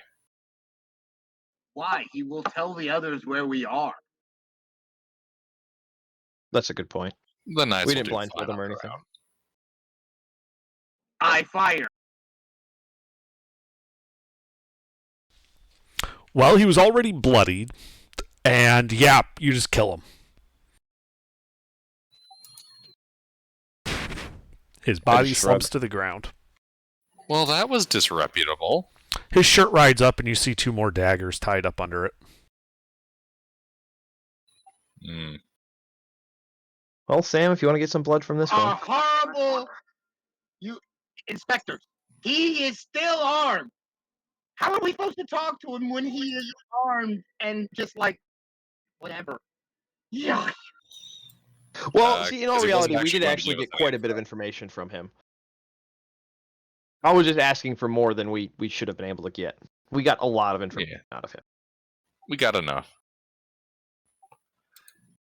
Still, though, blowing him to bits wasn't necessary. It was practical.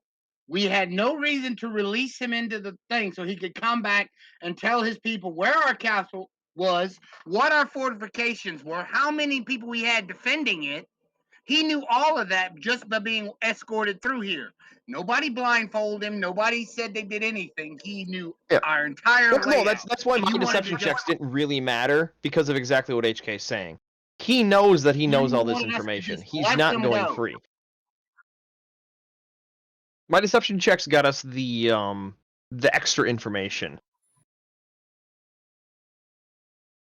Yeah, Hey, fair enough. you guys It's a now know a three-story little bit. facility. Yep. But there was no way he was going free. None. Everybody in that interrogation knew that, including him. Yep. Like, even if we did let him go free, he knew that that was just a ruse. He was going to wind Fair up dead. enough. Let's rest. Adventure the next day. Yeah, I was going to spend the rest of the day chilling at the camp. I'm going to keep working on my table. Sure. Yeah, you guys keep working at your tables, resting, recuperating. The night passes without incident. You guys have had another successful long rest and recover another level of exhaustion. And I think that is where we will call it for the evening. Yep, that's a good stopping point. Coward!